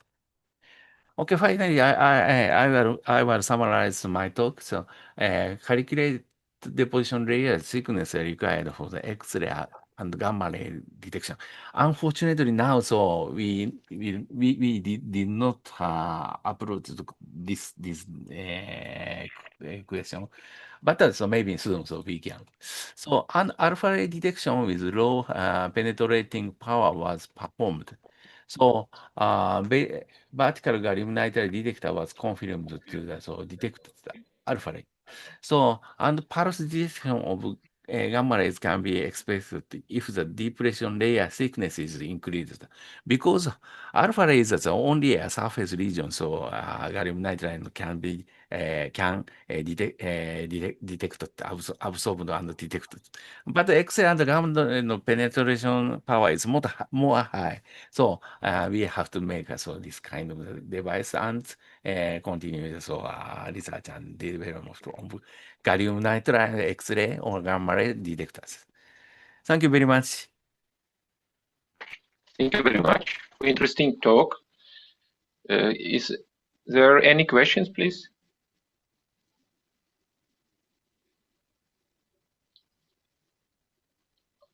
If not, may I have a question? Yes.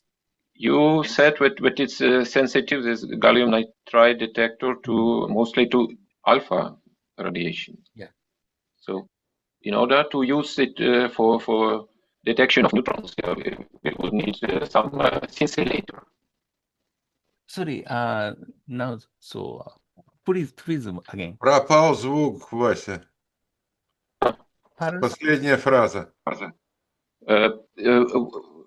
Can this material be used for detection of neutrons with scintillator? Okay. For neutrons, gallium nitride is not stopping power is very low. Another project, so we try to make the boron gallium nitride. Boronium is a very good converter to neutron to alpha ray. So now so we try it. Maybe in next time, so I will share. Yeah. Thank you. So thank you very much again. And if there is no any question, we can move to next speaker. Okay, thank you very much. It will be Dr. Kashtanov with a talk about Streamline system provisioning. Everyone, thank you very much for giving me the floor here. Do you hear me okay and see? Yes, we can see. Please share your screen. Just one sec.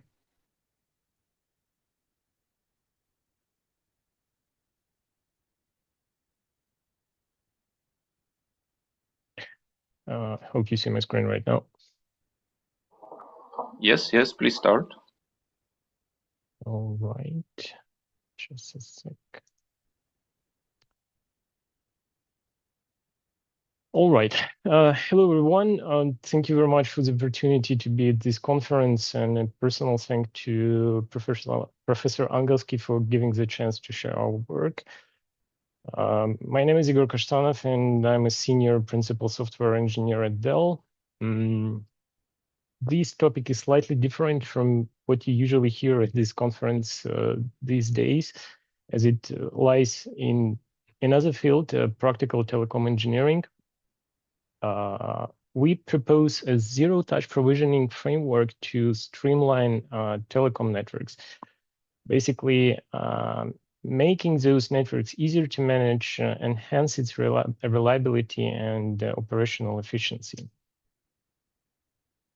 For the past 20 years of a professional experience, we've seen one thing remain constant. Even with all tools available, telecom management often runs on scattered manuals, disconnected guides, and outdated documents. On top of that, telecom networks are multi-layered and involve highly complex equipment, for example, like session board and controllers, call managers, gateways, each with different interfaces, APIs, and workflows. And as outcome, these fragmented environment where information is hard to find, processes are inconsistent, and critical steps like simple system check during some activities are completely overlooked. For example, small errors in such complex system can easily lead to wide service outages. The Uptime Institute asked organizations a simple question. In the past 3 years, have you experienced a major outage caused by human error? 45% said no, 16% said they have no clue, and nearly 40% admitted yes, a major outage directly tied to human error. And half of those failures happened for one reason.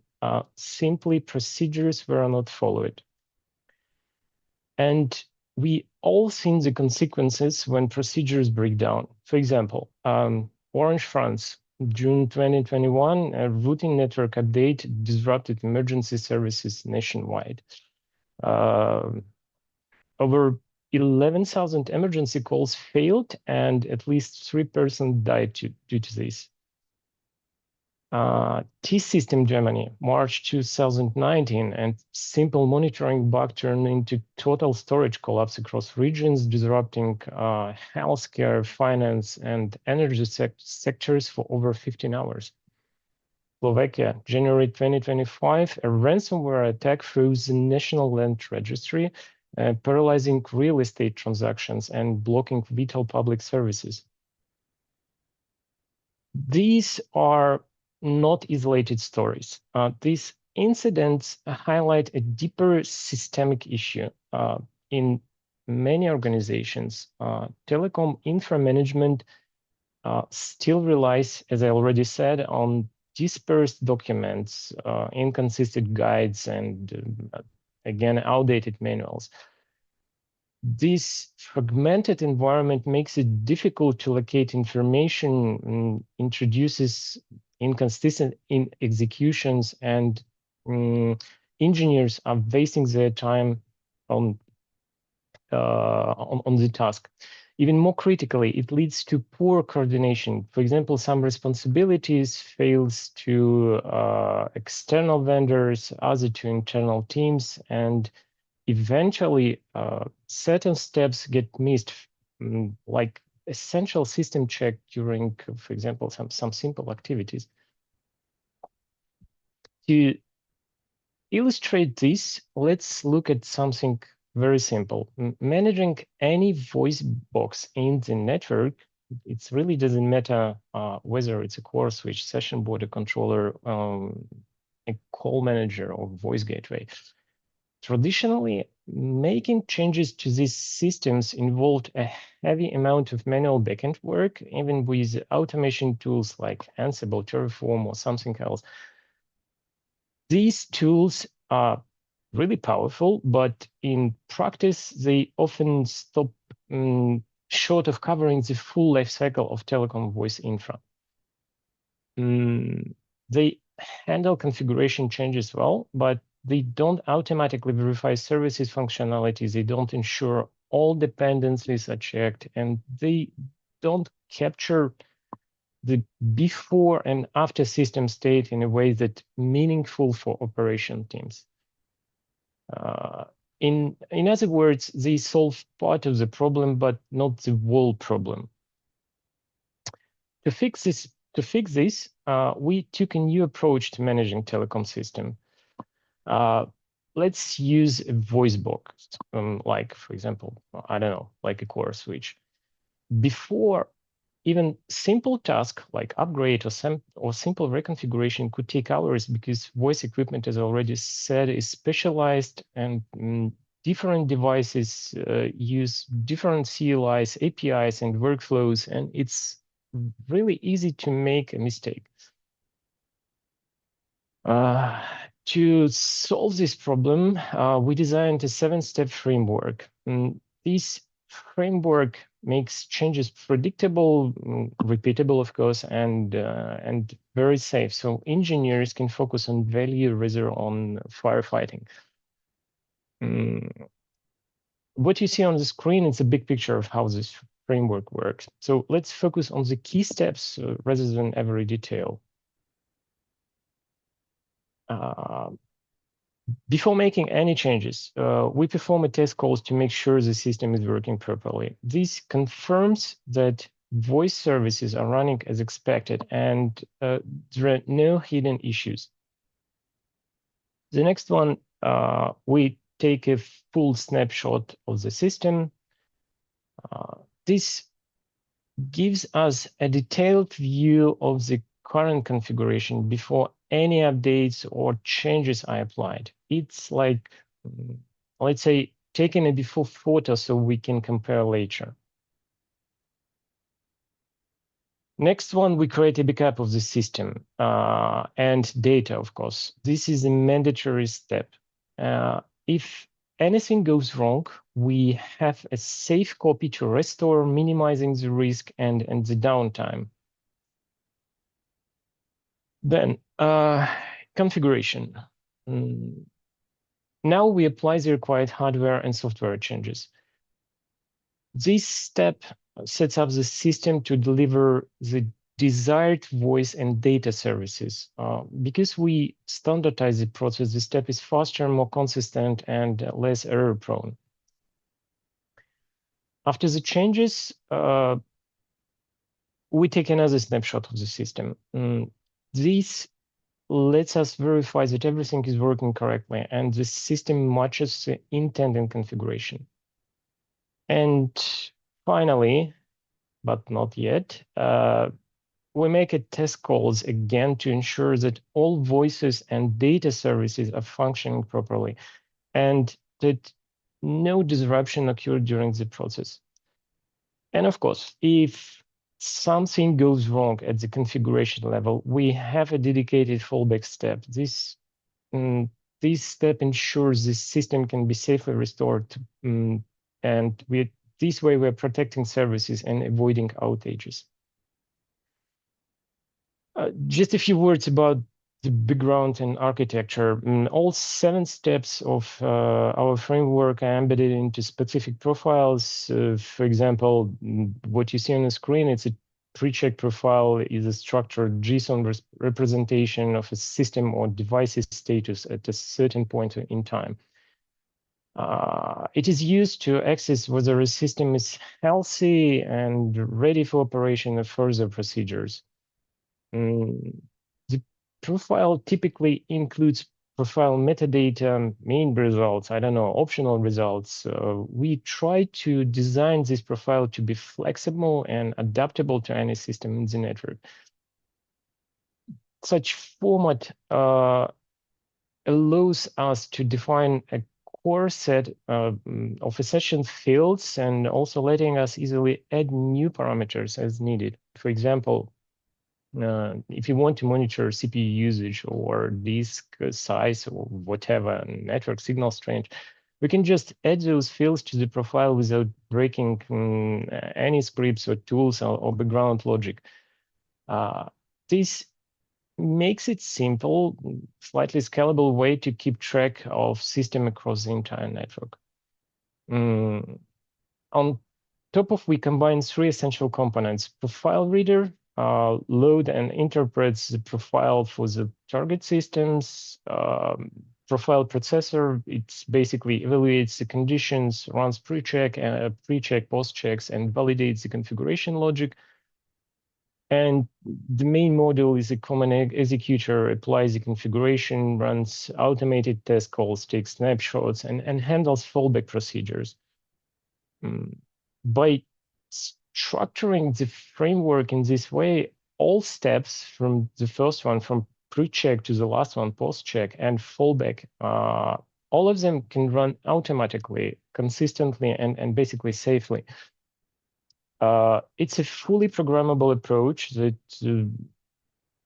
by sure reduces human errors, saves engineers time, and ensures that every voice system is managed according to the best practices.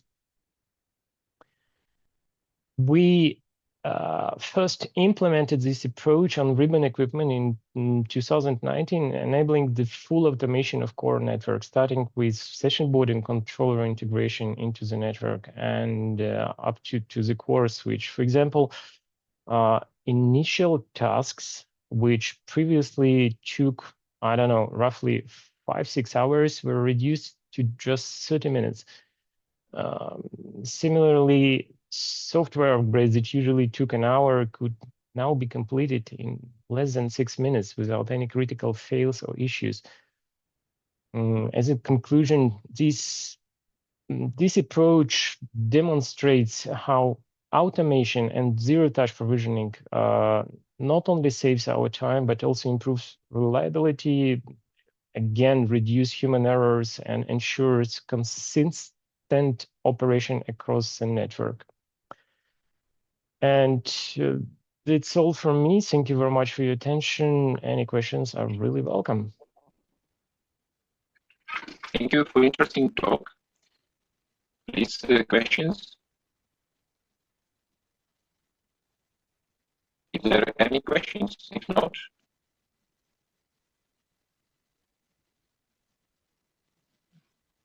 Thank you very much. Thus, this part of first session. We have a small break till time, and the next part of the session will be management by Professor Ferrando. I invite you. See you. Thank you. Thank you.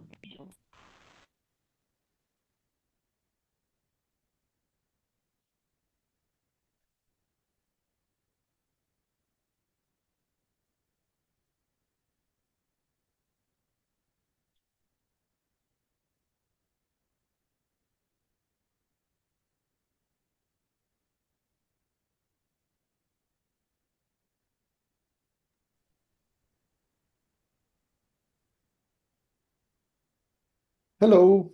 Hi, Steen. Hello, Ferrando, and nice to meet you. And nice to meet Oleg, and nice to meet Alexander. And nice to meet all of you. Yeah. It's always a pleasure, Steen.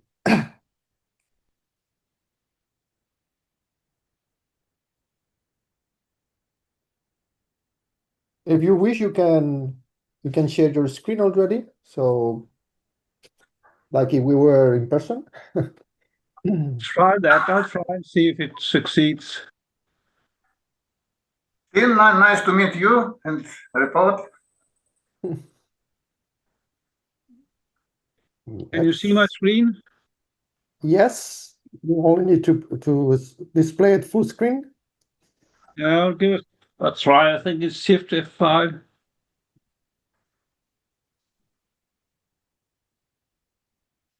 I think you just go on the bottom in this type of icon, which resemble a screen, and you push there, and then probably you'll see it full screen. Is that full screen now? Not yet. Okay, it's doing something. Yeah, it maybe takes some time.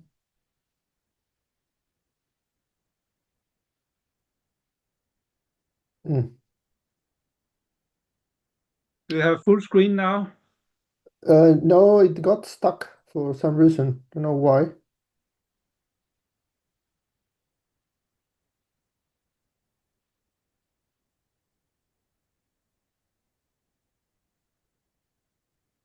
I have full screen on my extra screen here. Yeah, but for some reason, we just see a snapshot of it. No, it's Do you like see overview now? it's like frozen. Can you restart maybe PowerPoint and see if it does something? Let's start. I'll go to my PowerPoint. And then I'll start my PowerPoint. Now share your screen again.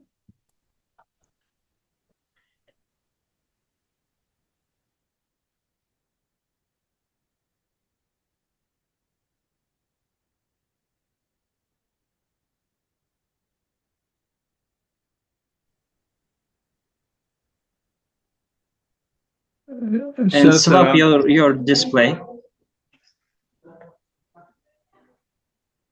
Display settings. Is that at the bottom here? No, upstairs. Now it's upstairs. Yeah. Display settings. Display settings. Yes. Yeah. Swap presenter view and slides. Try this. I did it. No. Other one, please.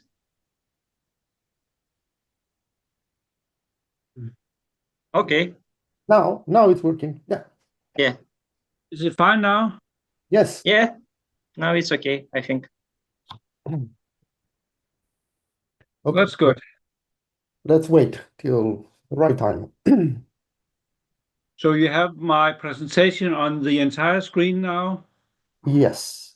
Ah, that's very fine. Yes. I'm surprised. I'm surprised. Thank you for your help.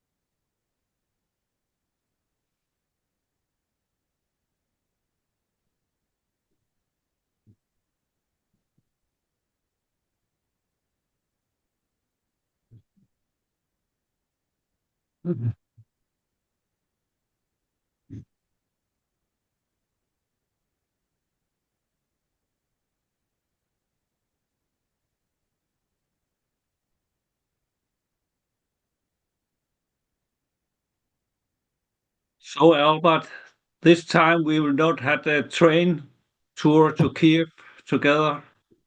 No. So we're gonna skip this from the talk. No. I should really like to be in Chernivtsi now. Yeah. But next time. Hopefully. I'm also looking forward to visiting it again. Yes. Yes. It's such a beautiful city. Yeah.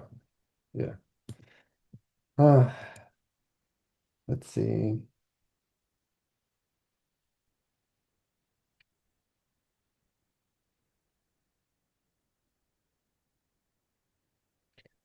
I don't know. We have to wait to Claudia to make the official start, or just kind of I'm start. here. Yes. Okay. I see we can start. 1 minute. Okay. Good. Sharp.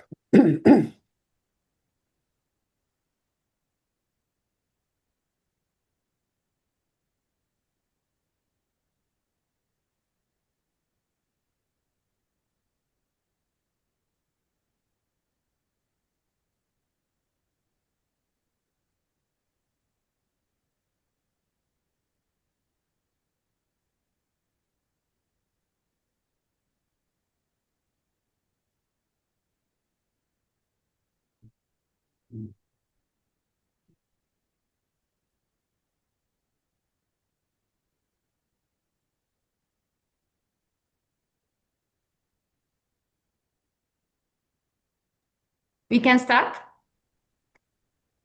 Okay. So welcome to the second part of this morning session.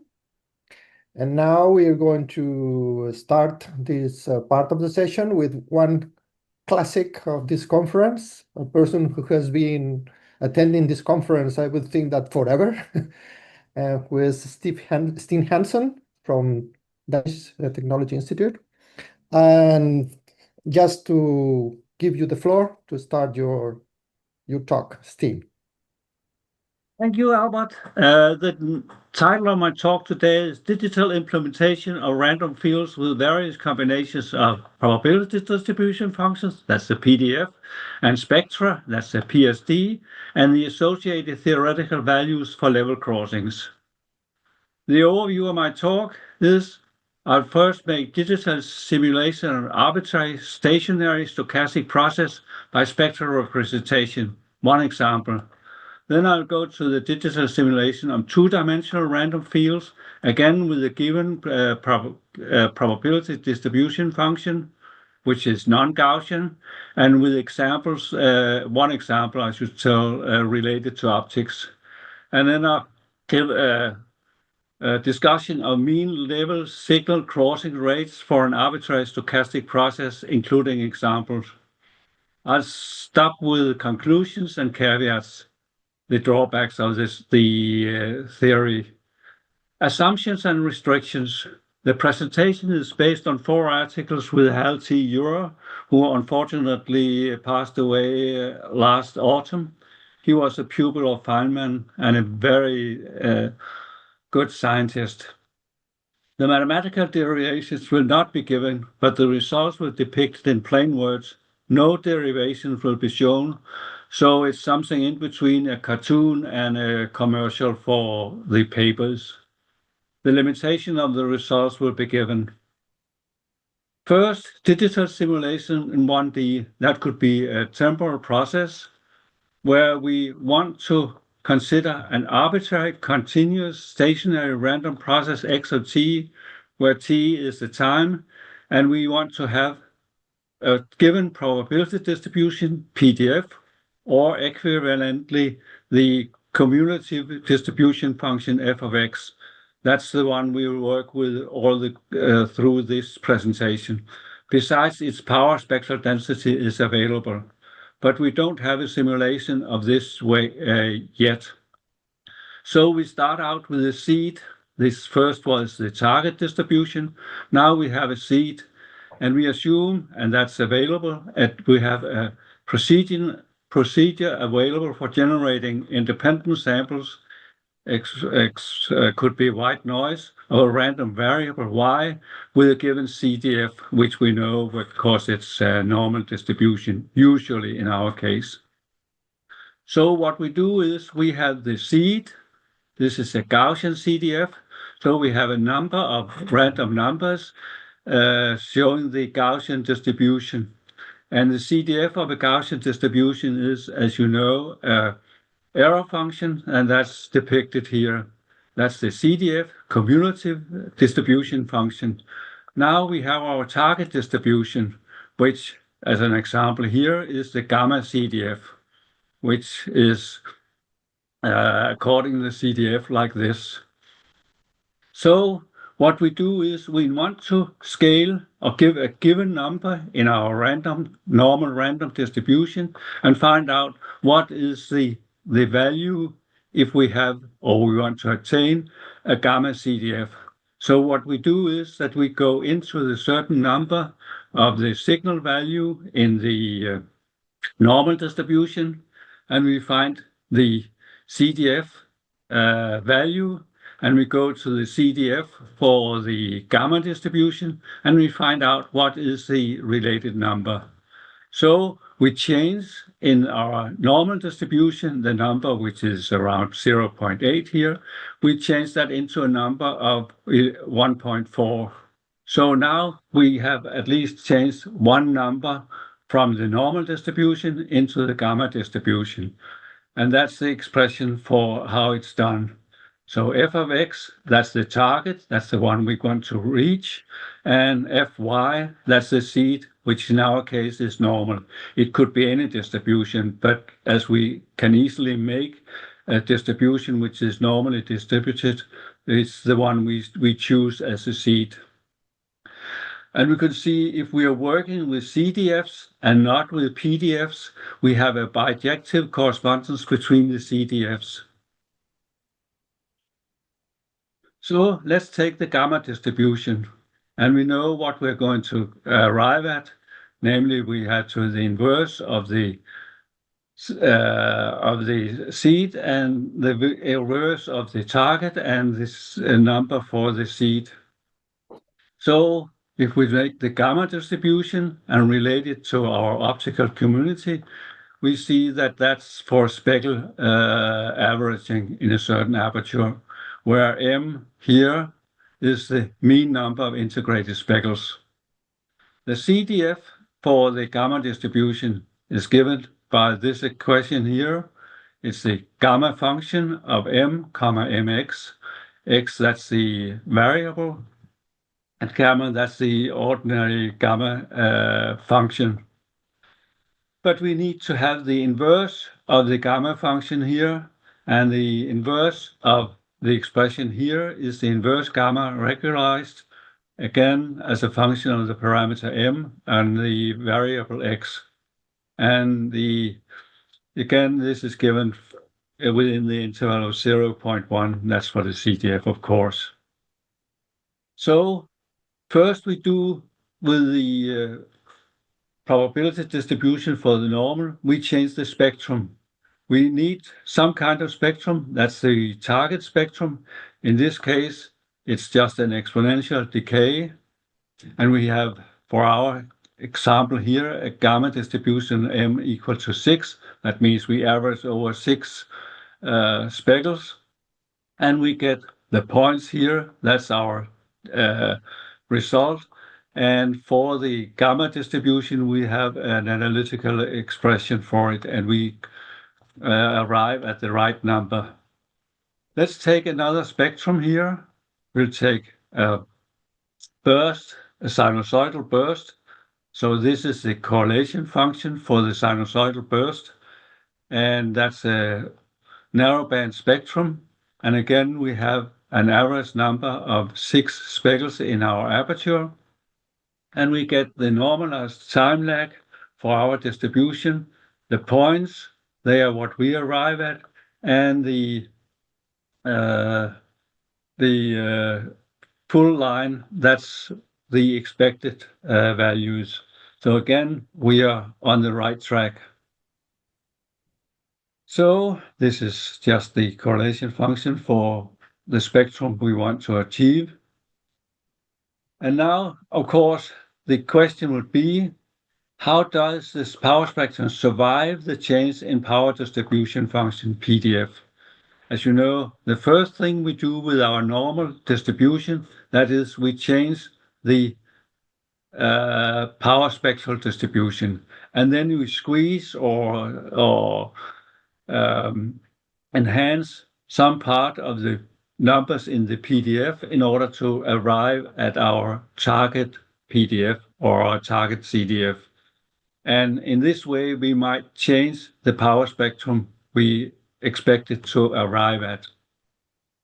So the correlation function, or it should be the normalized covariance function for the distribution C that we arrive at. This is the acquired correlation function, or covariance function to be correct. And the desired correlation function for the target we knew already, and they might not be exactly the same, but we have a psi here, which is the quality factor for what we are doing. And in our case, psi can be calculated, and we get the below expression. You don't have to take notes of this, but this is psi here, and if psi is equal to 1, then we arrive at exactly the desired correlation function. If psi gets far below 1, we are far away from the desired correlation function.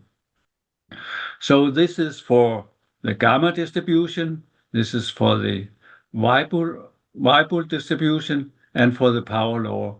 We've done this for several distributions, but I've only shown the gamma distribution here. And as soon as the degrees of freedom, that has to be defined, but in the gamma distribution, it's the number of speckles, integrated speckles. We are very close to getting almost 1 immediately. I think you can do an iterative process with this by, after you have got the result, you could scale the PSD once more to the power spectral distribution in order to get a closer resemblance between the desire and the obtained probability distribution function. And we have it for the power law, the Weibull, the gamma, and several others. Now I'll go to two-dimensional distribution. We do exactly the same. We have a target CDF with it, and we have a seed distribution. And again, the seed we assume we take as a normal delta correlated process. And then after having this, we can calculate or we can derive what is the target CDF as we did it before. So the example I'll show here is the log normal distribution, and the log normal distribution for the radiance distribution is applicable for laser propagation through the atmosphere under weak scintillation conditions. So the CDF for the log normal distribution is given by the above expression, and the inverse CDF for the log normal distribution can be calculated. And having the inverse CDF for the target expression, we can get the probability distribution in 2 dimensions for the desired distribution. And C here denotes the radiance level normalized to its mean value. We have the log intensity variance here as a variable, and the log intensity variance as a function of K number and turbulence parameter is given by Tatarsky. Of course, it's depending on the C sub n squared, the strength of the optical turbulence, the inner scale, the outer scale, and the distance at which it's observed, and so on. But this is a number which is given by Tatarsky and based on the actual setup. So if we do that, and we, as an example, have a variance of the turbulence at 0.3, and we have 5 pixels correlation length, we can get a distribution for the probability distribution function for scintillation, intensity scintillation through weak turbulence. Mean level signal crossing rate, that's an interesting subject. So we have some kind of stochastic variable, and we want to know what is the average number of level crossings for this stochastic variable. If we follow what Rice said in 1947, and I should point out, if you have access to this article, it's a beauty. It's you have to read this article by Rice from 47. And he gets the average number or the mean number of level crossing, in which we need to have the joint probability PDF, not only of the value, but also of the first derivative of the value. And that makes it very difficult to calculate this if they are not separable. But as you know, as you usually do for speckles, you know that this is a Gaussian process. Then the higher order correlations are given by products of second order correlations, and that means that the joint probability PDF of x and t and x prime and t are independent. That means we can calculate this integral directly, and we get the average number of level crossings, which is given by the spectrum, the second derivative of the correlation function at origo, and the mean value, of course, of the Gaussian distribution. So far, so good. But if we have some other probability distribution, there's a dependence between the value of the random variable and its first derivative. So this cannot be separated into the product of 2 probability distributions. But let's say that we have an arbitrary CDF, and we want to pull that, press that, squeeze that into a PDF, which becomes Gaussian, and then hope that we may reuse Rice's result. That means if we have a probability distribution, a random variable, we squeeze it or magnify it in a way that it becomes a Gaussian distribution. So again, we have the seed here, which is the gamma CDF as an example. and we have the number for the Gaussian random variable, 1.6 here, and we know that this is the CDF for the Gaussian distribution, which is an error function, and we know that this number here has to be converted into a number here for the Gaussian distribution. So if we have the CDF for an arbitrary distribution, we can find what is the number, what do we have to do in order to squeeze that into a Gaussian distribution. So we are going backwards on what we did before. So we know we see it here is the gamma CDF, and the target is the Gaussian CDF.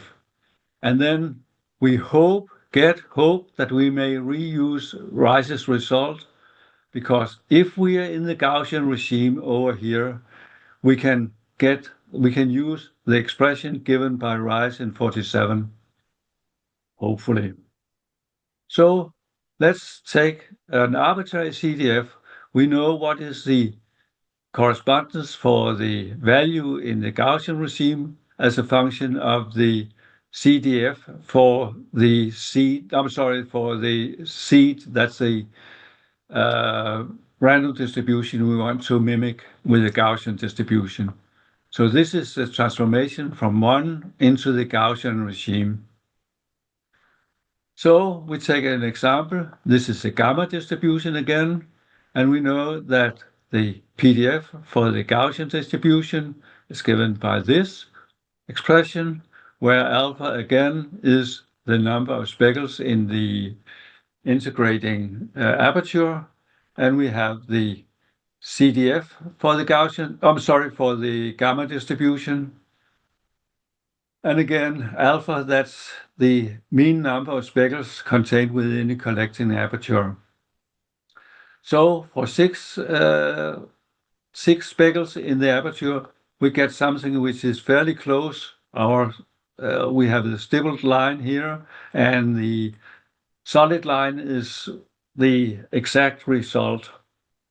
But if we go down to only having 2 speckles in the averaging aperture, we are a little off, not to say that we are far off, and that's because then if we change the arbitrary CDF into a Gaussian CDF, the higher order correlations are not independent as required by Rice in his paper. So therefore, we do not get the correct result, or we're a little off. If we have the average number of level crossings, we can find the mean duration of a fade at level y0. It's given by the CDF value at y0 divided by the average number of level crossings at the same level. Again, of course, we can get the search, the number of the average time at which the intensity is higher than the y0 intensity. Level crossings have been verified for the following PDFs. The gamma-gamma distribution has been used to model the irradiance distribution for moderate to strong clear air turbulence-induced scintillation. The statistics of the intensity difference obtained from 2 small separated apertures is described by the Laplace distribution. The Weibull distribution is used to model wind speed at a given site and a given height. The Rice-Nakagami distribution is used to model the intensity distribution in speckle patterns that consist of a specular component and a diffuse scattered component. Finally, we have the Power-Law distribution, which describes the irradiance statistics for Gaussian-shaped laser beam in the presence of line-of-sight mechanical platform jitter. And the only way where we have observed some discrepancies, that's for the gamma distribution. For the other distributions, squeezing the PDF into a Gaussian distribution gives a fairly good result for the mean number of level crossings. So thank you for your attention, and this is open for questions. Thank you very much, Steen. Nice talk. Now we have time for a short question and probably a short answer as well.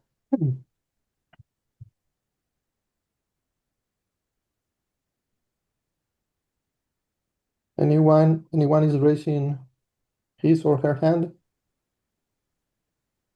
Yes. Mark, please. Yeah, so thanks to you. Very nice to see such nice rigorous statistics as ever. Have you looked at all at the sort of statistics of the singularity structures associated with these things? You know, obviously, the vortices are just level crossings of the real and imaginary parts of the complex amplitude pattern. And certainly, you know, there are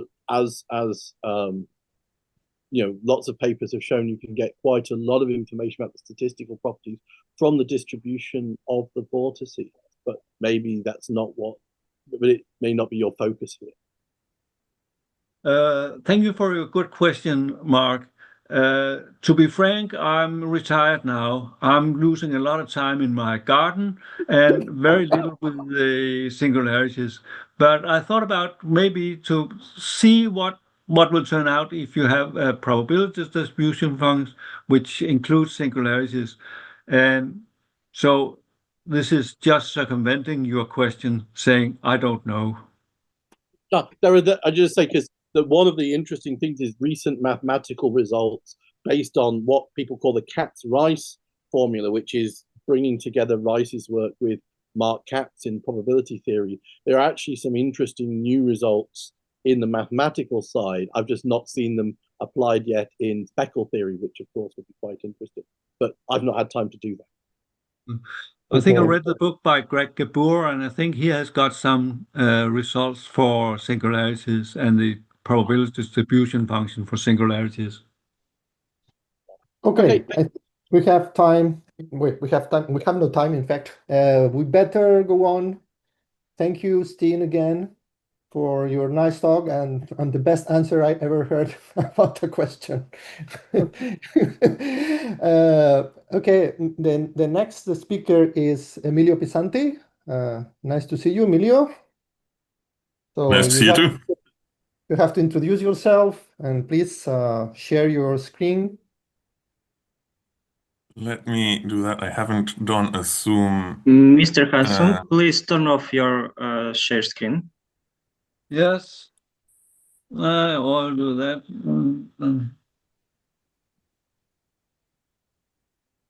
Yep, I'll thank turn you. off now. Yep. Let me try to get a.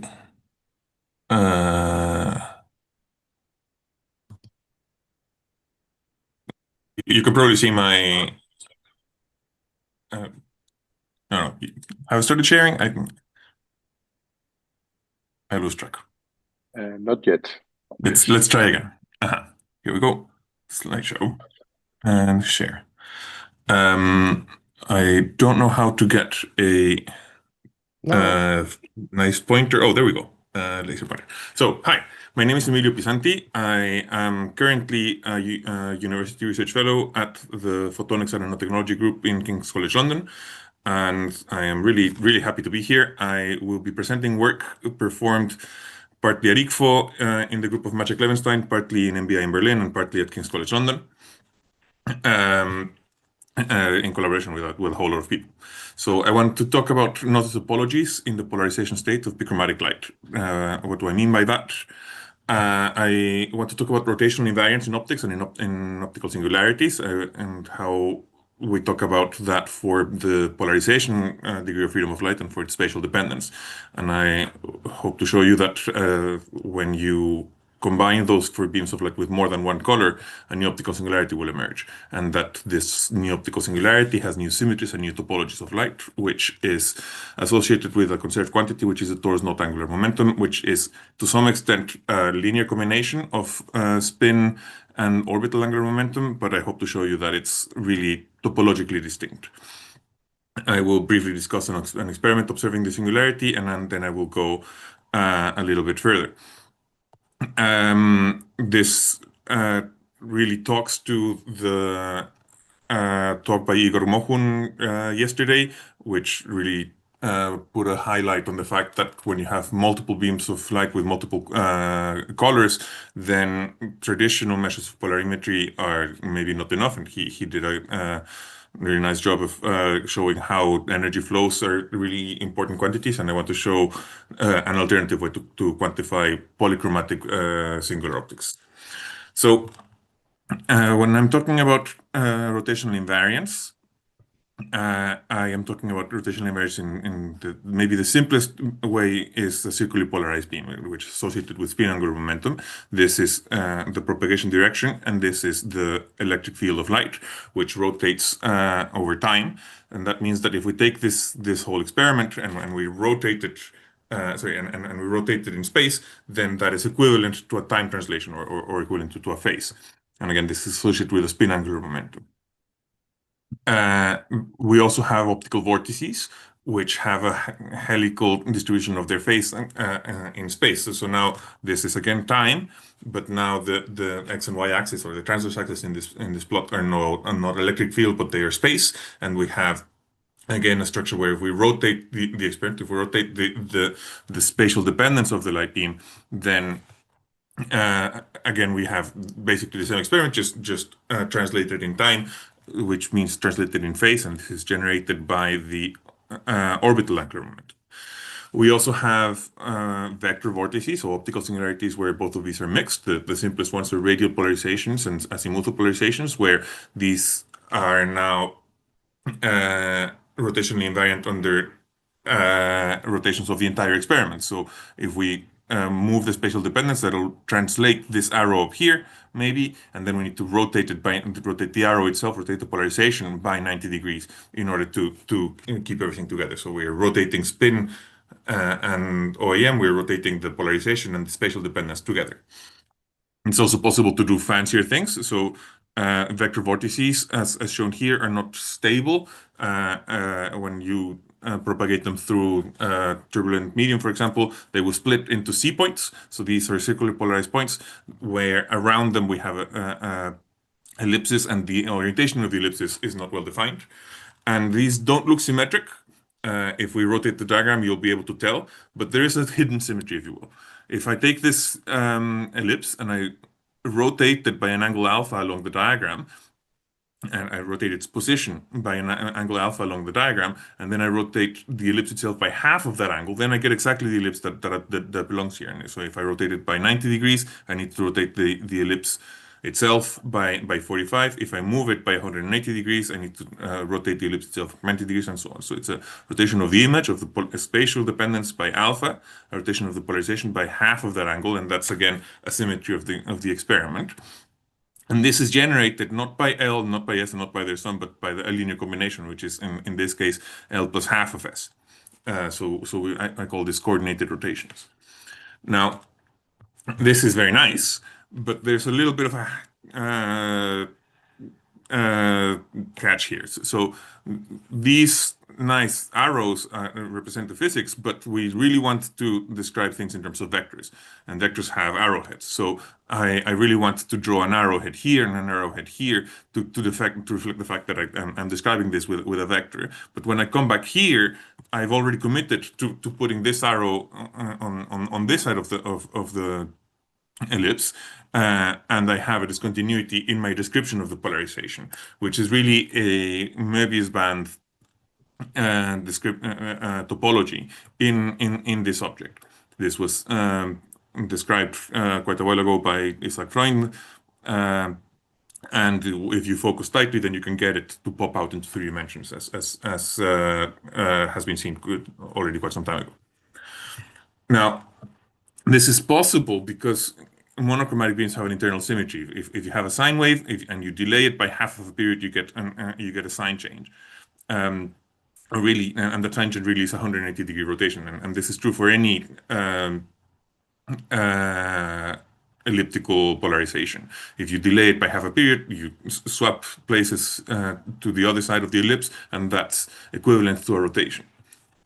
So that means that over something like this, you can only ever have an integer number of half-turns, and that means that if I try to have a coordination parameter, gamma, where I rotate the polarization by a multiple or submultiple of the angle of rotation of the spatial dependence that's only possible if gamma is an integer or half an integer, unless we had a field with a higher order internal symmetry. And this is where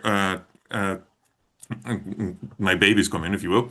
I have some missing symbols there, I apologize. So these came from strong field physics, from high harmonic generation, and they are really nice combinations. So they are bichromatic combinations, omega and 2 omega. So here it's 800 nanometers and 400 nanometers, similarly to what Igor Mohun was talking about yesterday. And they are circularly polarized with opposite circular polarization. So the total Stokes parameters will be 0. However, there's still a lot of structure in this thing. And there's a threefold structure in it, which you can see by tracing the electric field vector over a third of a period. As you go from here to here, the electric field traces 120 degrees of arc. But the second harmonic, which goes the opposite way, goes this direction because it has opposite circular polarization. And it's going twice as fast because it's 2 omega, so it traces 240 degrees. And then if they start off interfering constructively to a large electric field amplitude over the next third of a period, this guy goes over here, and the 2 omega goes over here, and they again form a large electric field amplitude. And over the next third of a period, they come over here and they come back to where it started, and they give us a threefold internal symmetry, which then will behave very differently to a monochromatic elliptical polarization. So the question then is, can I stitch these fields over the image in a way that gives me a new topology? And the answer is, of course, I can. I take my bicircular combination, so omega and 2 omega, with opposite circular polarizations, and I give, in this case, I give the omega field an OEM of 1, and then the relative phase between them changes over the diagram, and that changes the orientation of this trefoil, and in a way which is continuous. So this guy is really continuous with this one, and with this one, they're all basically the same. As their neighbors, the polarization varies in a continuous way. However, I still have a non-trivial topology. So the way that I do that is by putting a dot. So here's a lobe, and I track this lobe. It's basically the same lobe as this one. It's the same lobe as this one. And I keep tracking that dot over the diagram in a way that preserves the same lobe. And again, I have the same problem. I want to put this lobe over here, but I mark with a dot here, but I've already committed to putting a dot here. So I have the same kind of Möbius band topology, but with a threefold kind of object. So to understand the topology, I'm going to put each of these little trefoils on a slide, and I'm going to stack them up side by side. So here I have a synthetic dimension, if you will. I have electric field in X and Y in this plane, and I have the azimuthal angle spatially along the longitudinal direction in this diagram. So I put this trefoil over here, and then as it rotates kind of clockwise, you can see how the trefoils rotate clockwise. And then at the end, I have 2 pi, and 2 pi really is, 2 pi really is the same as 0. So I'm going to take that layer at 2 pi, and I'm going to rotate it out so that it matches the slide at 0. So that this is my slide at 0, and I'm now twisting my diagram so that it matches here, and I can see that my topology is really starting to take shape. Now, I don't really care about the details of the trefoil. I care about the tips of the trefoil at maximum field amplitude, so I'm going to wash them away, and I'm going to keep this diagram, where you can really just trace much more cleanly this curve which goes along the tips of the trefoils. And as I do that, I can see that this is a knotted curve. If I try to pull this cyan bit out towards me, then it'll catch on the red magenta interface, and I won't be able to straighten it out in this space into a single curve. And that means that I can look to knot theory to understand the topology. And it's something called a torus knot, because I can embed it on a torus, and torus knots are very tightly characterized classes of knots. They are completely characterized by 2 indices: the number of times that it crosses the small dimension, that's the number of maxima in my electric field amplitude over a period, that's 3, and how many times it crosses the small dimension, which in this case it's 2. So you can see 1 here and 1 here, for example. And this is in direct correspondence with the coordination parameter that I've chosen for this thing, which is in this case is 2/3. So 2/3 of polarization rotation corresponding to the spatial rotation preserves my symmetry. And really, like Toru's knot indices behave a lot like fractions. Now, we normally talk about translations as being, just symmetries as being having a generator and having an eigenvector-eigenvalue relationship. So when we say that circularly polarized beams have well-defined spin, or optical vortices have well-defined OAM, we're normally thinking of the physical quantity as a generator and a complex amplitude, E of R, that gives me that acts as an eigenfunction for my generator. However, these complex amplitudes are not really physical. What this really stands for is for a delay translation relation, for example, or a delay rotation translation relation. So if I have an operation, so in this case I am rotating the spatial dependence by an angle alpha, and I'm rotating the polarization by a fraction gamma of that angle, I get the same electric field as a function of time and space with a time delay that depends on the angle linearly. And this is the physical field. This is really what's always happening when we're talking about well-defined OAM or well-defined spin. Just normally we're able to have these phasor vectors to help us. However, for a bichromatic polarization where we have multiple frequencies, the relationship between time and phase is different for the different frequencies, and we're no longer able to have a single phasor to help us with this. It's still useful, however, to see this as having a generator, which is now the OAM, which generates the spatial dependence, and the spin, which generates the polarization dependence, now with a coordination factor gamma, which can be an arbitrary fraction in principle, depending on which frequencies you choose.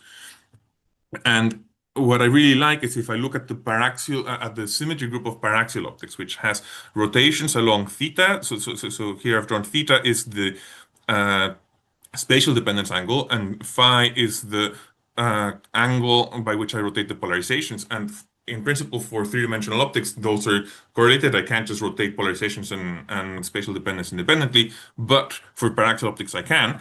And here I'm forming a subgroup where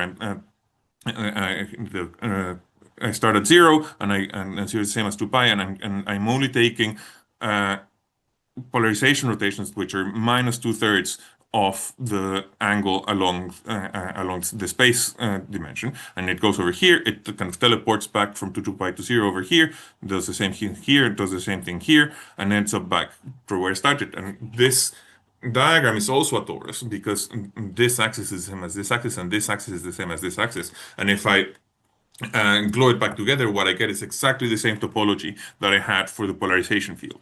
So this is why I call this the torus knot angular momentum, because it's really topologically a torus knot as a subgroup of the symmetry group of paraxial optics, which I think is quite nice. I also want to talk about what's happening in the center. So I have this optical singularity. There's a quantity which is takes all of its possible values around the origin, so what's happening at the origin. And really, we want to quantify the orientation of a trefoil. So this is where we're faced with the fact that Stokes parameters are not enough. So we want new ways to quantify these optical singularities that depend on the coherence between two different colors. So if we had an ellipse and we wanted to quantify this angle, we would use the polarization matrix, which is just taking the x and the y components of the electric field and multiplying, or so the x, y, and y components of the electric field and time averaging them. Here we have a threefold thing. So I thought maybe we can use a rank 3 tensor, so something cubic, and it turns out that that's really complicated object, but it's a lot easier if you analyze it properly. So you can take the basis of multipolar tensors for this object, and that tells you that you have the correct combinations will give you the right answer. So for the polarization matrix, you would take EX plus I EY and square that, and that would give you the quadruple component of this matrix. And the argument of this a complex number will give you exactly this angle. Here, you take Ex plus IEY as real valued physical fields, form them into a complex field, take the cube of that, take the time average of that cube, and it'll give you exactly this angle. So the way that looks is you have a circle at the center and it becomes triangular as you go away, and the direction of triangularity changes depending on which direction. So if I go to the right, it becomes triangular kind of in this direction, but if I go up, it becomes triangular in this direction, and so on. And then eventually it becomes a full trefoil. And in the back here, you can see the complex number that I formed earlier. So that's in amplitude and in phase, this cubic moment tensor of the electric field, which is quite nice. And now this turns out to be a measurable experiment. I won't go into depth, just out of time. In my head, it looked like this, just a nonlinear polarimetry with a nonlinear crystal and some polarizers, and you rotate the whole thing. The group of Juan Torres insisted that that was not feasible and it needed to look like this, which I can go into if there's interest. And we were able to match our theory predictions with experimental predictions coming from this nonlinear polarimetry setup. Which shows very nicely this vortex with a charge 1 or 2, depending on the OEM of the different fields, which is now in the nonlinear polarimetry field tensor that I'm using to quantify the polarization. And we were able to go beyond that and really extract the full Lissajous figure with some assumptions over the entire field. And you can see how it's kind of wonky, but it's everywhere. It's trefoil shaped. And it rotates as it goes around. So it's kind of facing to the right, and here it's facing down, here it's facing up, here it's facing left, and here it's facing right again, which was really nice. So all of this is results that I've maybe talked about before. I want to talk about some newer stuff about what happens with on the quantum side of things. So what we have. What happens if you try to have single photons with this thing? So this talks to the inspiration for our paper, or one of the inspirations, which was a paper called "There Are Many Ways to Spin a Photon," which showed in principle that a single photon can only have gamma equals 1/2 by combining single photon states with well-defined OEM and well-defined spin, up or down. So if I take L and L plus 1 with different spins, then these don't have well-defined L, they don't have well-defined S, but L plus 1/2 S is well-defined. So what happens for these things which have different symmetries? That we've shown that the symmetries are possible. Like, how does that interact with the quantum mechanics? And really, there's no reason why we need to have the same number of photons. So I can have one photon of the 2 omega and 2 photons of the omega. So the diagram kind of looks like this. So this is not an eigenstate of the number operator, but it's an eigenstate of the Hamiltonian, and that's potentially more important. It's definitely a lot easier to create a combination like this, which is an eigenstate of the Hamiltonian, than it would be to generate a very uneven combination of photons of different frequencies. And these do have well-defined J gamma with a gamma which is a multiple of 1/3, for example. And finally, I want to talk about vortices. This is work done by a colleague called Nicola Meyer, who is now a Marie Curie Fellow at us, but this is work done when he was a postdoc in MBI in Berlin, working with Olga Smirnova. So the question is, what happens when I take my field with bicircular fields and I tightly focus it, and the polarizations become three-dimensional because they have a longitudinal component of the field, and that means that the Lissajous figure is chiral, or it turns out to be chiral. It's in the sense that it's not equal to its mirror image. And that's similar to work that I did with a colleague, Margarita Chochlova, in MBI, where if you have 3 colors of light, then you can have Lissajous figures that kind of look like this. And this is the right side of the beam, this is the left side of the beam, and the Lissajous figures are mirror images of each other, but they're not superimposable with each other. And this is measured by a 3-point correlation function of the field, which you can Fourier transform into just this nice triple product between the triple amplitudes of the field. And similarly for a bichromatic combination where you have an elliptical omega and a 2 omega which is cross-polarized, or any omega and 2 omega which are in 3 dimensions, you can measure it with a 5-point correlation function of the field, which turns out to be constrained to this form. And the really interesting thing is that this is a complex quantity, which means that it admits a vortex. So we can have a vortex of chirality of the field. And this is what Nicola did. So he was able to arrange these torus knot beams in a way that the H5, the chiral correlation function of the field, has a ring, and that ring has a face. So it changes handedness over the field 6 times. We can make that any number of times. We have that control. And he then went on to simulate high harmonic generation on a molecular jet in this field, and he was able to show that it's extremely sensitive to the molecular enantiomer that's being used to generate the harmonics. And yeah, so I think I will stop with that. I hope I've showed you that there's a much wider class of coordinated rotations possible with polychromatic beams, which have new topologies, new optical singularities, which are accessible to experiment and have applications in nonlinear optics, both perturbative and extremely nonlinear optics, and it has relationships to quantum mechanics and other aspects of light. And there's also been work showing similar topologies in Bose anticondensates. But really, the question that I want to pose to this community is what else is out there? What other new aspects of light can come out if you really allow for coherent combinations of different colors of light? And I think Mark Dennis, for example, has already taken this idea and shown some really nice results, and I hope to see more for where that inspiration came from. And with that, I want to thank my collaborators all over the place in ICFO, in Salamanca for the HHG work, which I didn't have time to present, and the Juan Perez Torres group in ICFO, who did the experiment, and Nicola Meyer, who was at MBI at the time and is now with us. And I want to thank you for your attention. Okay, thank you, Emilio. I don't know if you're aware that you have more time. Oh, do I? No, I have no idea how much more time I have. I don't have any more slides. So there's plenty of time for questions. Well, you were really fast. Was I?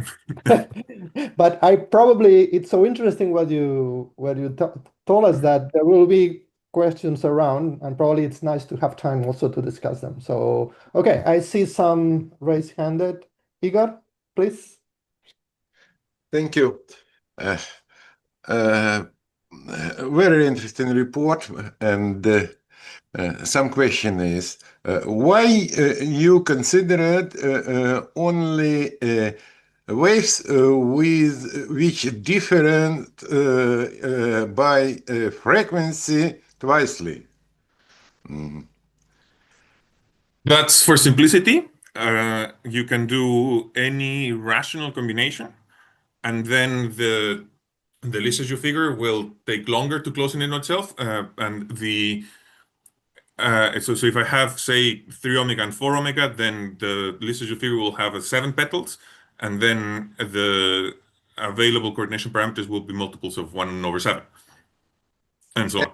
And the second one, may I missed something, but you considered only secularly polarized beams. For this work, yes. Why? Linearly polarized, orthogonally linearly polarized beam of different frequency forms Lissajous figures and so on and so on. It does, yes. You have less symmetry, but that's an active area of work. To me, the more interesting, the most interesting question there is how can you fully characterize the polarization state of bichromatic light, starting with omega to omega, because that's the simplest that I understand the most. But like if you allow for cross polarizations, then you have like a figure of 8 or like a crescent and so on. And then how can you come up with nonlinear field quantities that really tell you, are you in a crescent or are you in a figure of 8? And how can you connect those to experiment? That's an active. That's to me, that's a really interesting question that me and my group are actively working on. And the last questions, may I ask? It's absolutely understand that the traditional methods of polarization characterization doesn't work for such fields.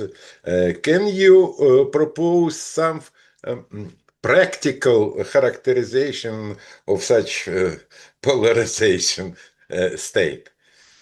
That's a good question. So it's really like practical is a slippery word. Like what does it really mean? I would argue that this is practical to some extent. Like this was practical enough to implement in experiment. So it's kind of what you do in polarimetry. You put the polarizer, and you rotate it by 360 degrees, and you measure the intensity dependence. Now you put a polarizer and you put a nonlinear crystal, which allows the omega and the 2 omega to interfere with each other again. The thing with polychromatic optics is the real beauty is in the coherence between them, and maybe you have partial coherence between them, which would be super interesting. That haven't been dared to enter it, but for the polarization singularities or other aspects which are encoded in that phase, linear optics or linear optical responses will not be able to access that phase, and you will need a nonlinear process to really see it, which to some extent means that, oh yeah, like you're not in the area of interest of nonlinear optics, and you need maybe you need a strong laser beam, but like intense laser beams are a thing. And we have the intensity to access this kind of processes, and so long as you have the intensity to access those nonlinearities, absolutely, it's possible. Would be my answer. Thank you very much. Okay, thank you. Any other question or comment?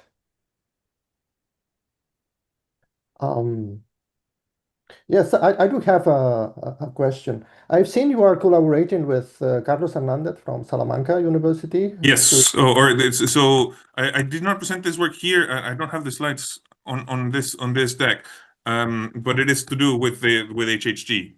So this was a collaboration in 2019, 2018, similar in spirit to this work, where we're like taking structured beams and really blasting at really high intensity. So this is 10 to the 14 watts per square centimeter, and seeing what comes out, and looking at the preservation of the symmetry and preservation of the torus knot angular momentum in the far field. They are very much interested now in, and we had also a talk by someone with Miguel Angel Porras about space-time vortices. Optical vortices, yeah. Optical vortices, and of course, then this is certainly polychromatic, but it's a continuously polychromatic. I don't know if somehow you can relate to what you're doing with this type of space-temporal structures, which are also topological in a different sense. So now there is the would be very interesting, and to some extent, I wonder if you could have a space-time C point, if you will, and how that would interplay with the symmetry. And like when you're going into 3 dimensions, then you need to start asking yourself, are we allowing for 3-dimensional polarizations or just 2-dimensional? Like there's definitely an interesting layer where you're in the paraxial regime, so the polarizations are in the plane. But you're considering a 3-dimensional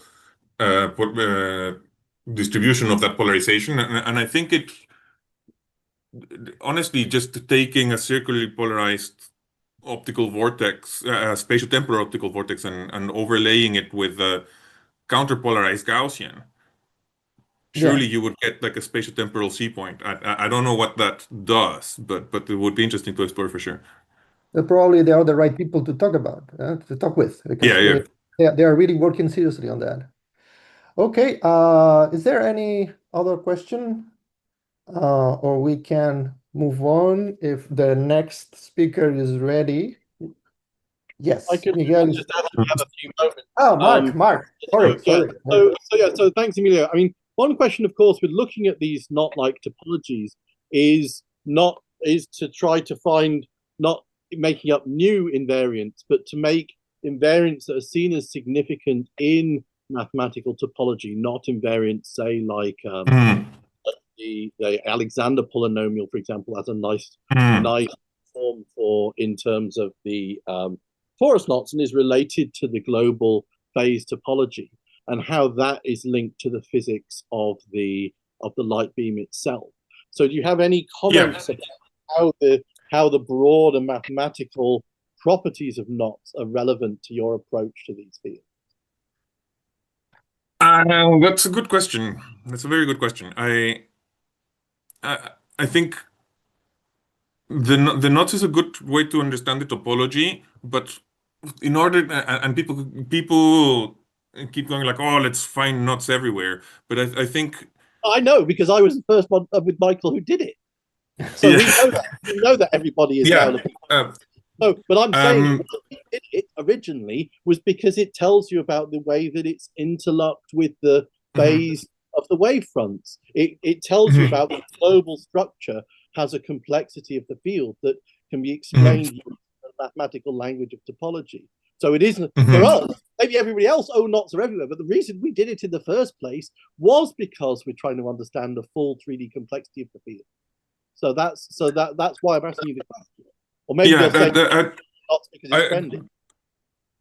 My take on it, or my kind of first order take on it, if you will, is knot theory is most relevant when you have a curve which has an energy cost to crossing itself. Where that's the case where it's been used in physics before, but there's nothing intrinsically that in the mathematical topology. We're doing a different sort of topology than material knots here. Yeah, but if you want to instantiate it in a physical process, then I think that's vortex knots. Those are the knots where you've got a knotted structure where the only knot is in material. For us, the knot is a structure that's associated with a space-filling phenomenon. So the physics is completely different. So you might be able to associate an energy with the knot, but you don't have to. That doesn't mean to say that the physical phenomenon, the complexity of our optical fields, aren't characterized in terms of the mathematical topological structures, which is why, we use the word topology. That's because we're trying to say that the mathematical topology quantities are relevant. May I make a comment on this? I'm just in the middle between you in my screen.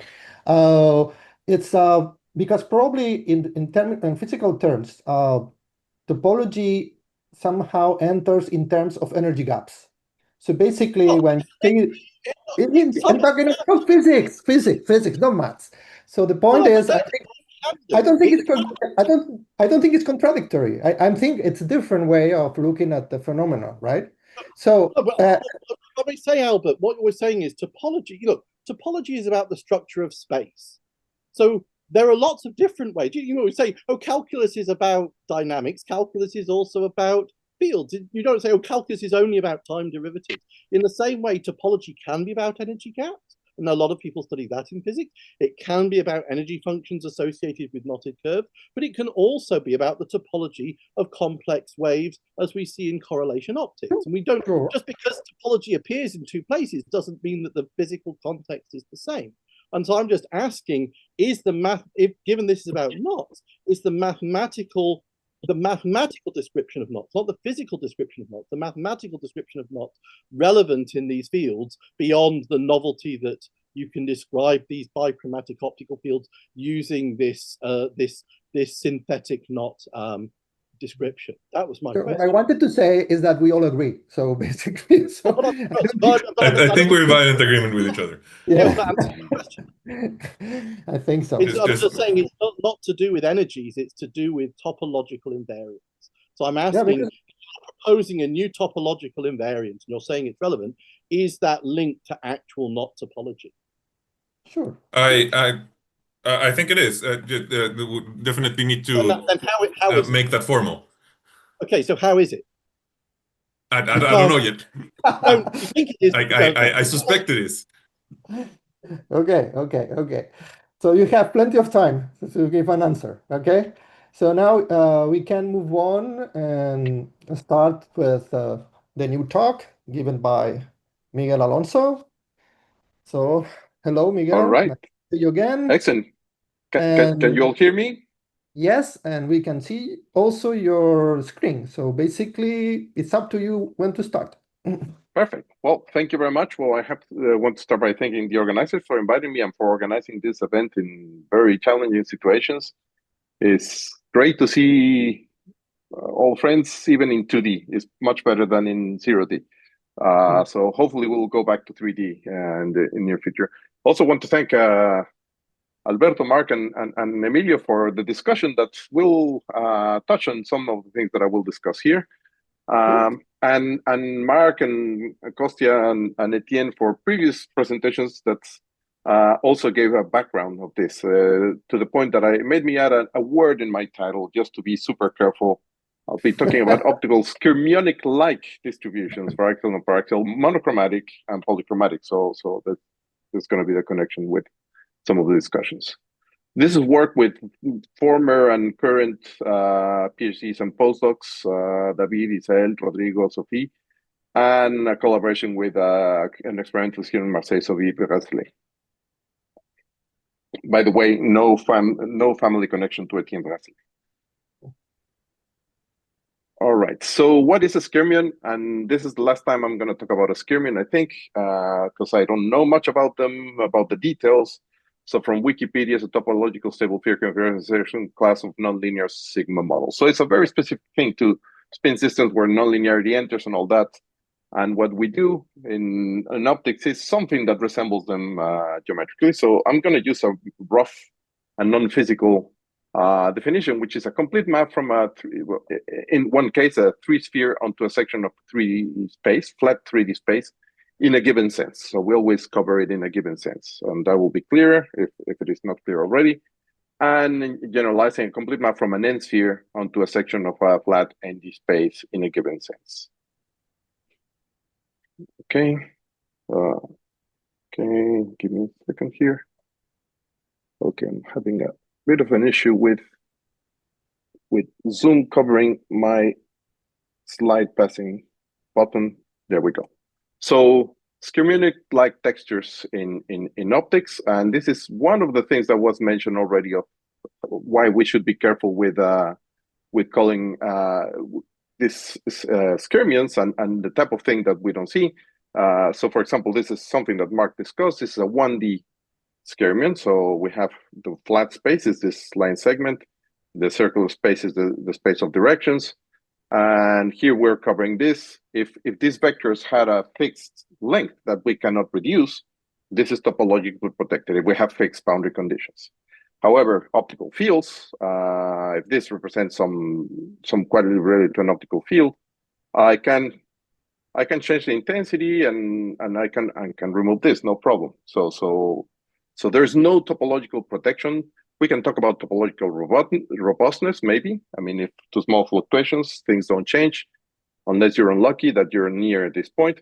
By the way, we can also see here something that Mark mentioned, which is near these low intensity regions, we can have super coverage of the of the circular space. So we can we always see fast oscillations near low intensity regions.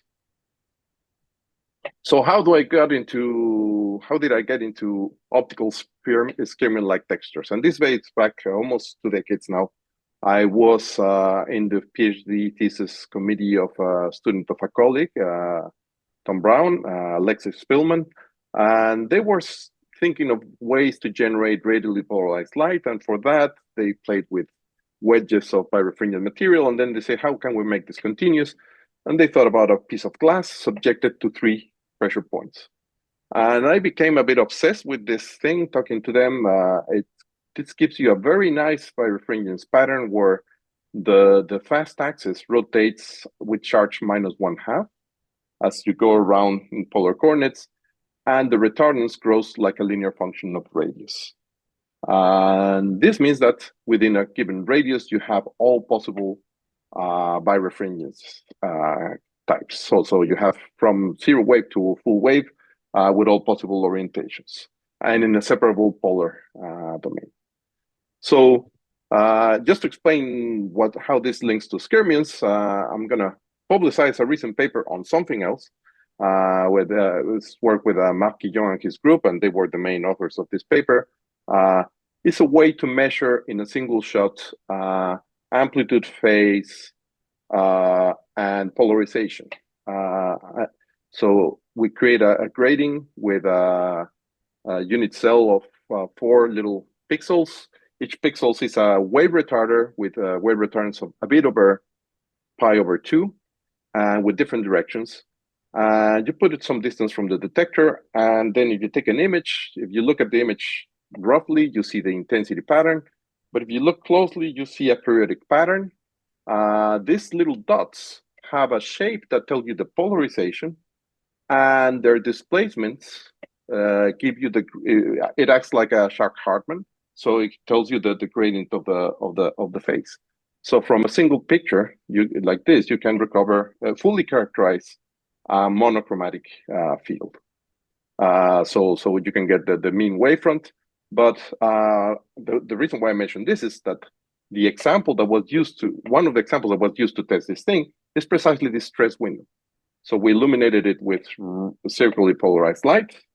And this is the map that we get. The colors represent the corners on the Poincare sphere. And you can see that just with here at the central ring, we have all possible polarizations. We cover the Poincare sphere.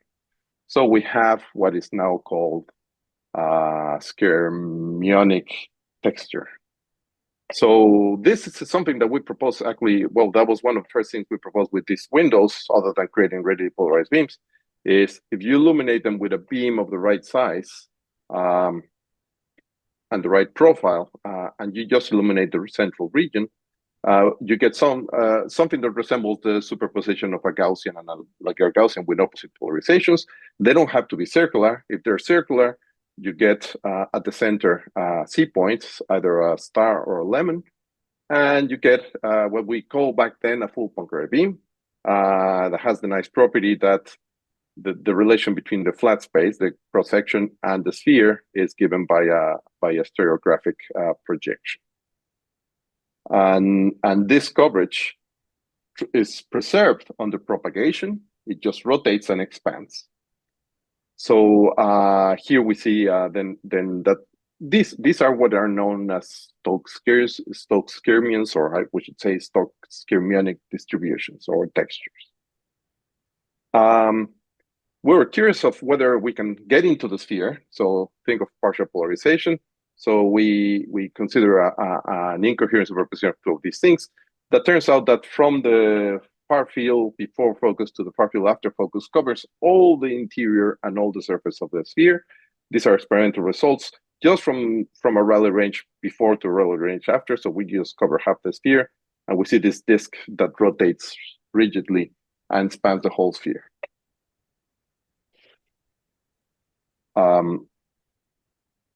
Another thing that we did was to create bottle beams. Turns out if you illuminate a bigger region of this window, you can get a dark spot surrounded by light in all 3 directions. And it turns out, perhaps, and Mark and I need to think about this, but based on what he was telling me, in retrospect, probably this is related to the Huffman that he and Danica and Cornelia and Eileen publish in this paper. So this diversity of polarizations naturally, I think, would lead to these textures. Now, later, we started thinking not about creating structural light with these things, but actually using them for imaging and different types. This is not the goal of today's talk, so I'm just going to spend 2 slides very quickly.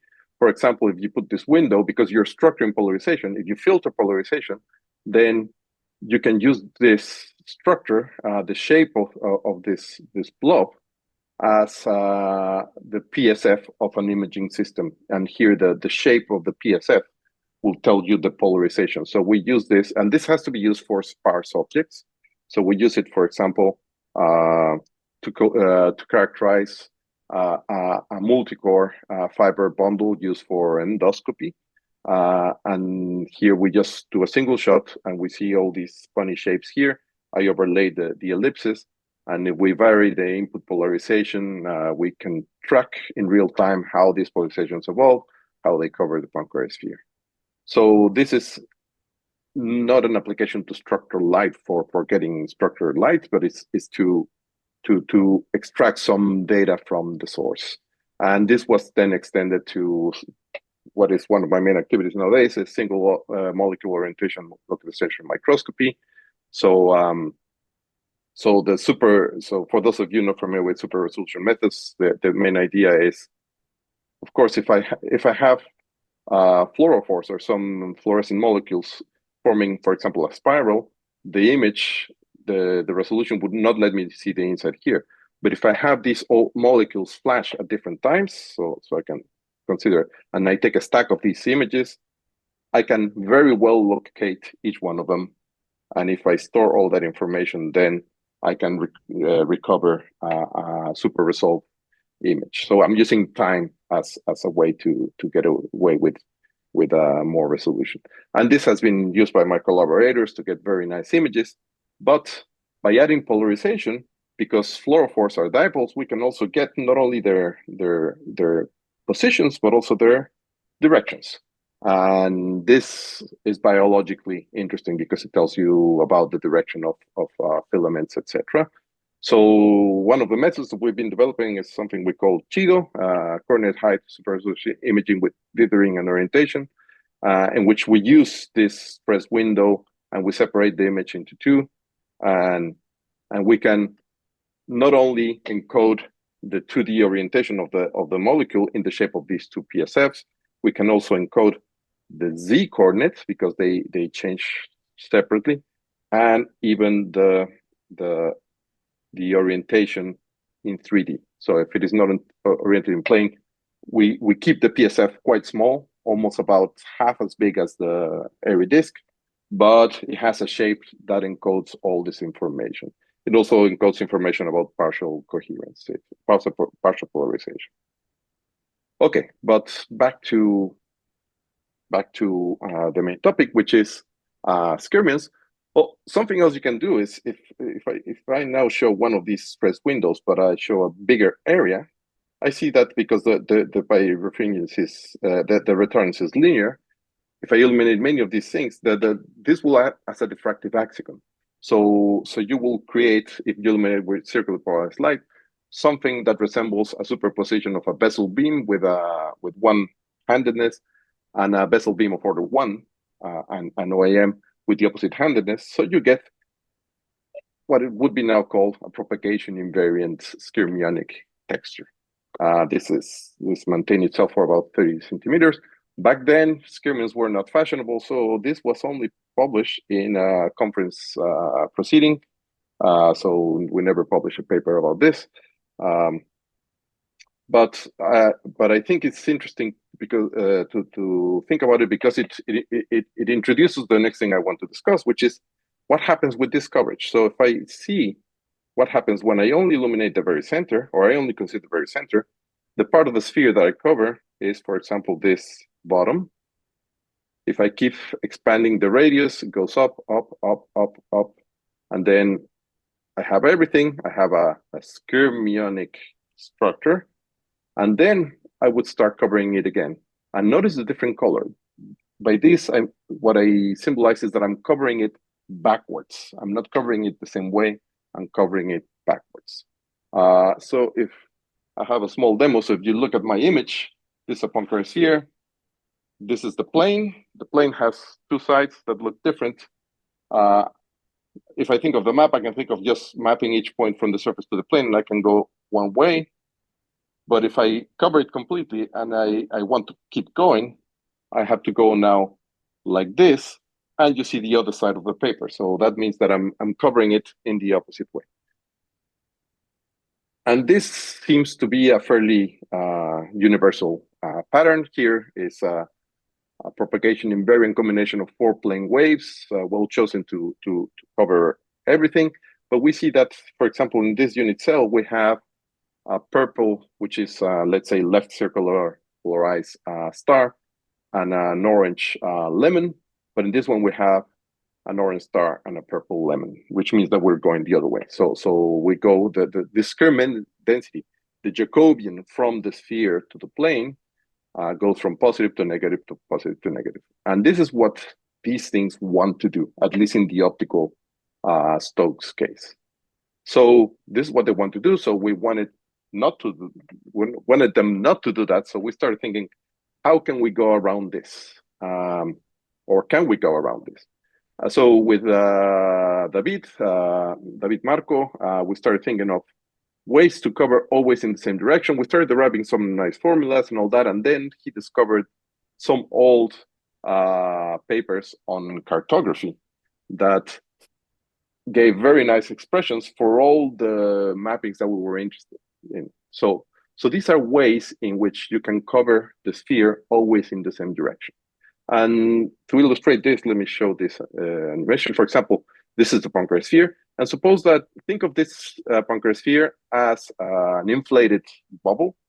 And I put inside it a triangle. And I paint both sides of the triangle in different sides. So the corners of the triangle touch the sphere. And now suppose that I extract the air from the bubble so that it wraps onto the triangle. So then each hemisphere will map onto one of the sides of the triangle, and I can unfold it, and that tiles space in a self-consistent way. So with that, so for example, here one hemisphere is this triangle, this and this and this is like another triangle, but I unfolded it just to see that the whole sphere can be thought of as fitting in a hexagon. So that's this particular mapping here. There are other ways, which is, for example, use a tetrahedron. And depending on the orientation, you get different maps. These two are tetrahedra. And you can do the same thing. You deflate the sphere, and now segments of the sphere will become triangles, and this lets you tile space again. This has 4 contact points. And if you want to tile space with regular polygons, these are the only 2, except for another one, which is with squares, which is not topologically different to this one, because I can simply flatten my tetrahedron, and then I have a square. And this will give you this mapping here. And the nice thing of these ones is not only do they map periodically and always the same way. You can see that you never see Africa backwards, for example, so that the Skyrm density is always positive. Also, they minimize the quote-unquote energy of the mapping, so the derivative of area from the sphere to the plane, and they are conformal. So we then see that we can create these textures, and they can be created experimentally as well. But we see something funny. So this is the experimental for each one of these, the Skyrm textures. And these are the Skyrm densities, the Jacobians. And you can see that there are small points that are very intense blue. And this is because the only way to get away with these mappings is to have zeros in the field. And zeros in a vector field are unlikely things. And in practice, they will get misaligned. If you get misaligned, nature does not like these things covering things always the same way. So what it's going to do is super rapidly cover the sphere backwards to undo things. So we're trying to hide this under the rug of low intensity, but nature does not like periodic things that always go the same way in the context of Skyrm, of Stokes skyrmionic distributions. Okay, we also looked at propagation invariant ones, and we found a couple of curious things here. So there's, for example, one that is, so for propagation invariance, you need Fourier spectra that are located in a given ring. And this one is, for example, 6 points, and it gives gives something that is completely propagation variant, because we only have orange lemons and blue stars. And there's another one that we found that is quite peculiar, which is one that only covers half the sphere always and keeps covering it, and always in the same sense. This seems counterintuitive. And the funny thing of this one's not contained in one ring, it actually contains two rings. As it propagates, we only have orange lemons, and they rotate because of these two frequencies in the Z direction. But we keep covering always the same hemisphere. These are the textures, the skirm densities, and again, you can see that this is maintained over long distances of several centimeters, but we again see these blue dots because nature does not like this always positive thing.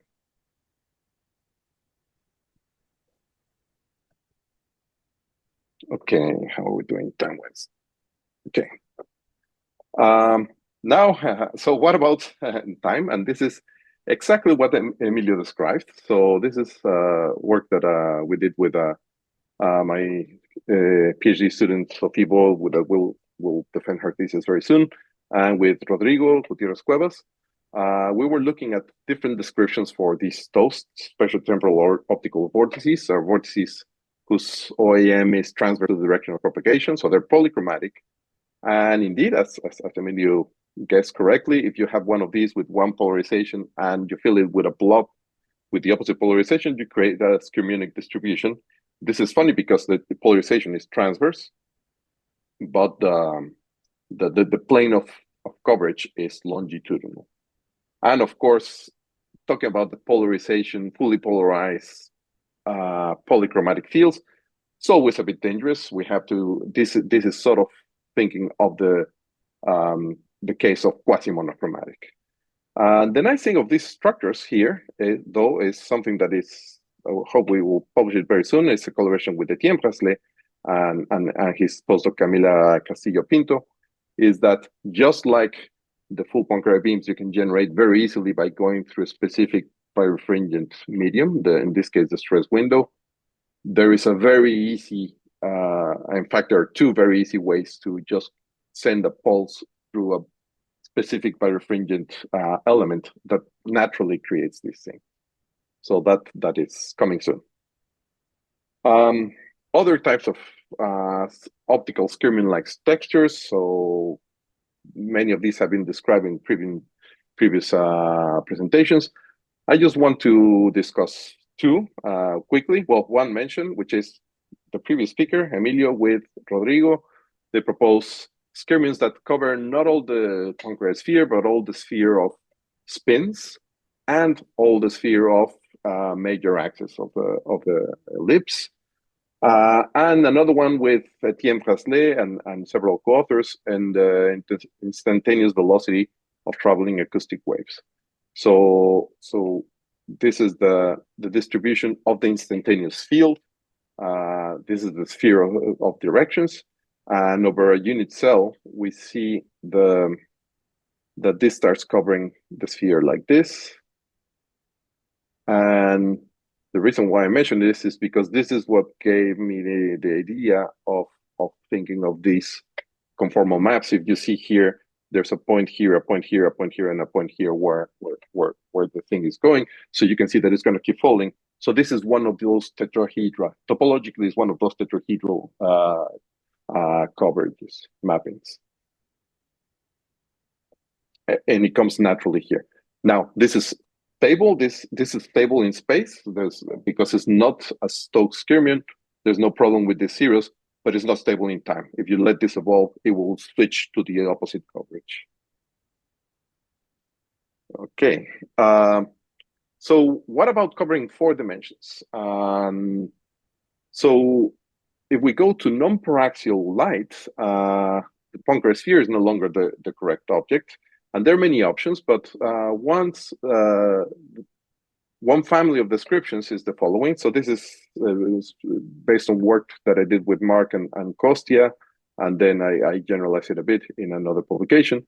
So in 3D, if you have monochromatic light, the light will still trace an ellipse, so something like this. And if you normalize intensity, there's 4 degrees of freedom for this. So you can, let me just to help my explanation, put this in a disk. This means that if this is a unit disk, I'm normalizing intensity. This disk, I can tilt this plane with respect to the z-axis. I can rotate the plane around the z-axis. I can rotate the ellipse within that plane. And of course, I can make the ellipse round or linear. And so there are 4 parameters, and elegant ways to represent this as points on a sphere are the following. So let me put the sphere there. The first one is something that I actually learned from Mark, which is this proposal from John Hannay based on ideas from Majoran and Penrose, which is to use these 2 points to represent the sphere. These 2 points being the 2 points of view from which you can see the ellipse, and it looks like a circle. Turns out that this beautiful representation has some problems, say, with geometric phase. So we came up with another representation that also uses 2 points that has several geometric interpretations. For example, you can take copies of this rectangle and put them aligned like this, and these corners give you those. But the one that is more intuitive, perhaps, is if you take the spin vector, which is a vector normal to the ellipse and whose length is proportional to the area, as well normalized in a specific way, and you draw a line along the major axis and where it hits the sphere, that gives you these 2 points. And these 2 points also, like the other sphere, they join for circular polarization. They become antipodal for linear. It turns out that they're naturally connected to the other one by a simple construction. Just very quickly, there's another construction that is more linked to statistical optics, so I will not discuss this one. But in any case, 2 points on a sphere can describe a non-paraxial polarization. 2 points of the sphere is not the same as a 4D, as a 4 sphere, but turns out that you can map it with a factor of 2. So we wanted to cover all these, so we need a 4-dimensional space. And it turns out that it's very easy to do. By just using 5 well-chosen plane waves, so 2 plane waves like this, 2 like this, at an angle, at the same angle from the z-axis, and then another 5th plane wave along the z direction. And if you, to add the 4th dimension, you adiabatically change the relative weight between the set of 4 plane waves and the 5th one, you get something that covers in a unit cell all the 4-dimensional space of non-paraxial polarization. So, and curiously, it is a field with uniform intensity. So we don't need to normalize by intensity. It's automatically normalized. It covers completely the schirm density. So we can define a schirm density for this complex projective plane, which is the space of 2 points on the sphere. And these are the unit cells, alternating sign. But also it covers a 4 sphere, because as Mark mentioned in his presentation, if we factor out a propagating phase, we have the real part and the imaginary part of all the components, except for the X one, because we factored that one out. And because the intensity is constant, this defines a 4 sphere. And there's also a schirm density associated with this sphere, which is given by this. And this distribution actually covers completely in a unit cell all the possible distributions. And if you change the time, these ellipses will change, covering all states of 3-dimensional polarization.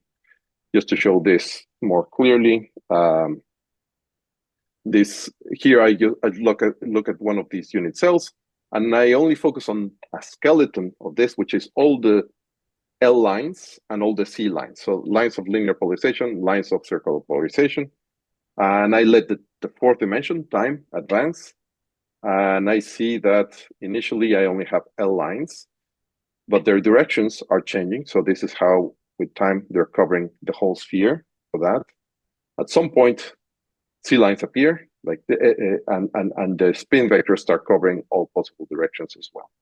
So this very simple structure with 5 plane waves covers completely the space of 4-dimensional polarization. So I think it can be called 4-dimensional skyrmionic-like optical texture. Just to finish, a couple of things that are coming up soon is how do you measure this? So this is something that we're working on with Sophie and our joint PhD student that just graduated. So the paper is almost finished. Is how can we measure 3D polarization? And the way we did it is we create a large array of gold nanoparticles that are sufficiently far away to avoid crosstalk, but they're close. And then we put them, we use them on the plane where we want to test a 3-dimensional field distribution. And by using techniques similar to the Chido technique that I described before, we can look at the shape of the PSFs after processing the image. And from that, we can recover the ellipses. So this is, for example, for one of these fields, at all these points, we superpose the ellipses. It was a uniform field, so we can get the 3D ellipses with their spin direction. So this work should be published soon. So a final thought, and this is also a connection to the previous talk, it's a paper that will appear in Nano Optics, is what happens if we use 2 frequencies. And of course, there's a lot of work that has been on this, but I was curious about some of the effects that you see in this, if you have 2 commensurate frequencies. So the commensurate 2D and anisotropic oscillator. By the way, there are 2 types of systems that we can see in optics that map to this. One is anisotropic cavities, where you have like an optical cavity with curvatures different in the 2 directions, or a waveguide, a green waveguide with that is anisotropic, or we can have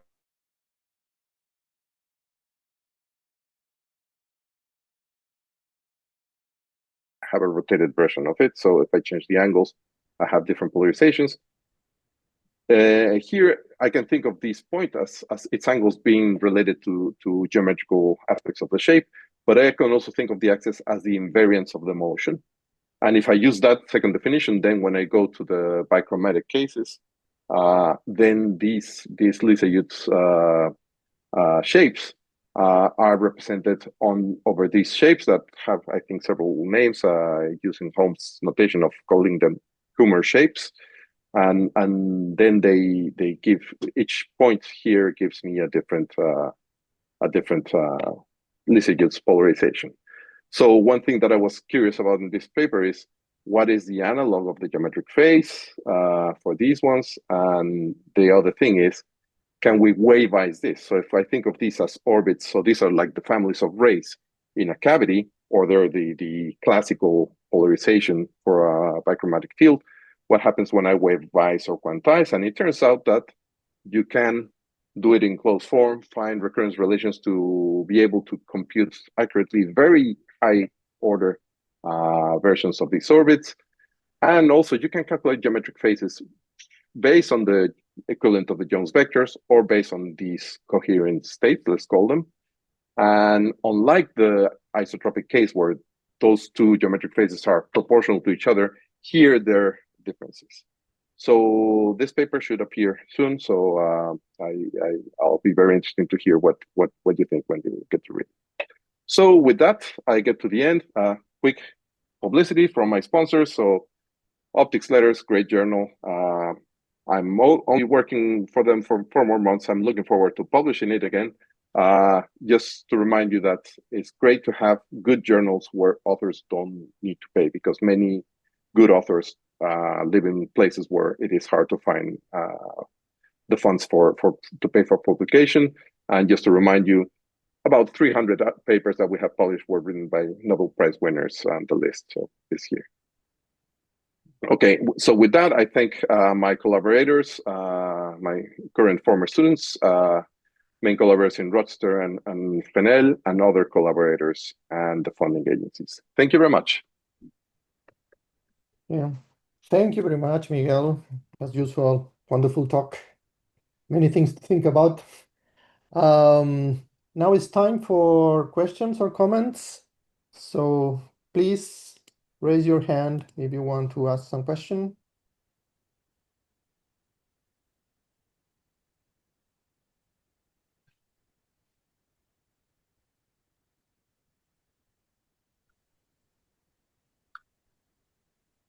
I see Mark has his hand up. So, well, I can ask you maybe to just, because your talk raises such interesting questions.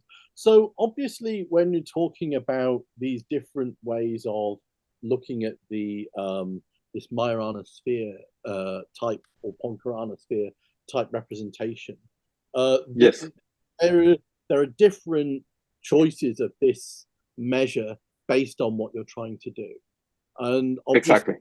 The Majorana's original one works well because you can generalize it to any spin, which is what he was interested in atomic exactly physics. Whereas yes. we're specifically on the spin 1 photon case. But you mentioned that there's this other one that's useful for statistical optics. So I've got a particular question about statistical optics, because one of the issues, I spent time looking at this a long time ago, is that the main problem with the statistical optics, as we've discussed already, is when you're looking at a partial coherence, you can't just factor out the overall intensity like we like to do. Yes. And the problem with partially coherent skyrmionic textures and things.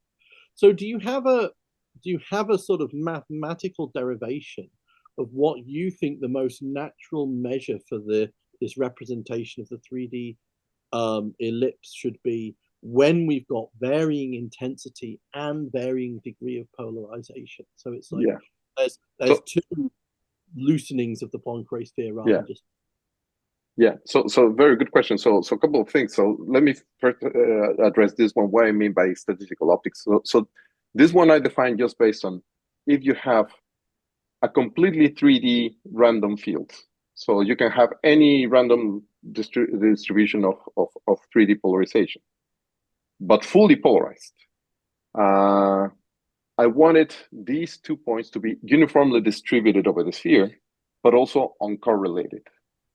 So that if I know the position of one, I have no idea statistically where the other one is. And it turns out that the distribution that does that is the one where you can like use a stadium, like say fit circles here on this rectangle, and the centers give you the positions. Now, the other thing that you mentioned is partial polarization. For axial optics, when you go from full to partial polarization, go from the surface of a sphere, a 2-dimensional space, to a ball, a 3-dimensional space.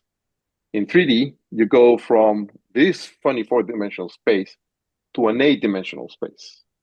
So the 4-dimensional space is not the surface of the 8-dimensional space, it's the surface of a subset of points. So it's much more complicated. One thing that I did work out at some point is a representation of those 8 degrees of freedom that is intuitive. And the easiest that I found is a set of 2 points that can live inside of the sphere and a stick that is perpendicular to the line joining those 2 points. And that encodes the 8-dimensional degree of freedoms of partial polarization and reduces to the Poincaré representation in the limit of full polarization. So it reduces to this one that is linked to the spin. And the reason is because it's linear in the intensities. It has the nice connection to things we can measure. I don't know if that answers the question. Maybe I need to think more about 8 dimensions, but yeah, we can take this offline. Thank you. Okay, there's another question by Igor. Thank you. Alonso, you used for your purpose the superpositions of similar number of some number of plane waves, for example. Yes. Yeah. And can we use the superposition of two plane waves? One of them is plane, but other have some intensity gradient. And in this case, we must have the similar effect. Along the lines of equal intensity, we have the C points and so on and so on. And it just means that this experimentally simplest case. Yes, so very good point. And so I don't know the specific answer. So the 5 plane waves, the nice thing is that the degrees of freedom that describe the different geometrical aspects of the ellipse each map to a physical dimension of the space. So this is like the simplest canonical case. But it's a very good question. If you have 2 speckle fields even that are different, and you adiabatically superpose them going from one to the other, do you cover the 4-dimensional space? My guess is yes. And probably we'll get the type of catastrophes that Mark talked to us about, but even going to higher dimensions. But yeah, chances are that you cover, if not the whole space, in a given unit cell, at least a good chunk of it. So I think yes, this is by no means the only field that would do this. Thank you. Okay, thank you. I have a short question for you, Miguel. Maybe it's not, maybe it's just a silly question. The point is, when you represent the 3-dimensional polarization, this means basically you need to represent the 2-dimensional standard one and the direction of the ellipse in the 3-dimensional space. In both cases, you need unitary vectors, right? Because the unitary vector, which is perpendicular to the plane where the 2-dimensional is also unitary. So is it not possible to provide a representation using 2 Poincare spheres, one for polarization and the other one for the unitary vector? Yes, but you will have singular points on that because you need a convention of how to choose your local X and Y axis for the different directions, and they will be in contradiction with each other at some point. So it is 2 points over a sphere, but the advantage of these representations here is that they don't suffer from those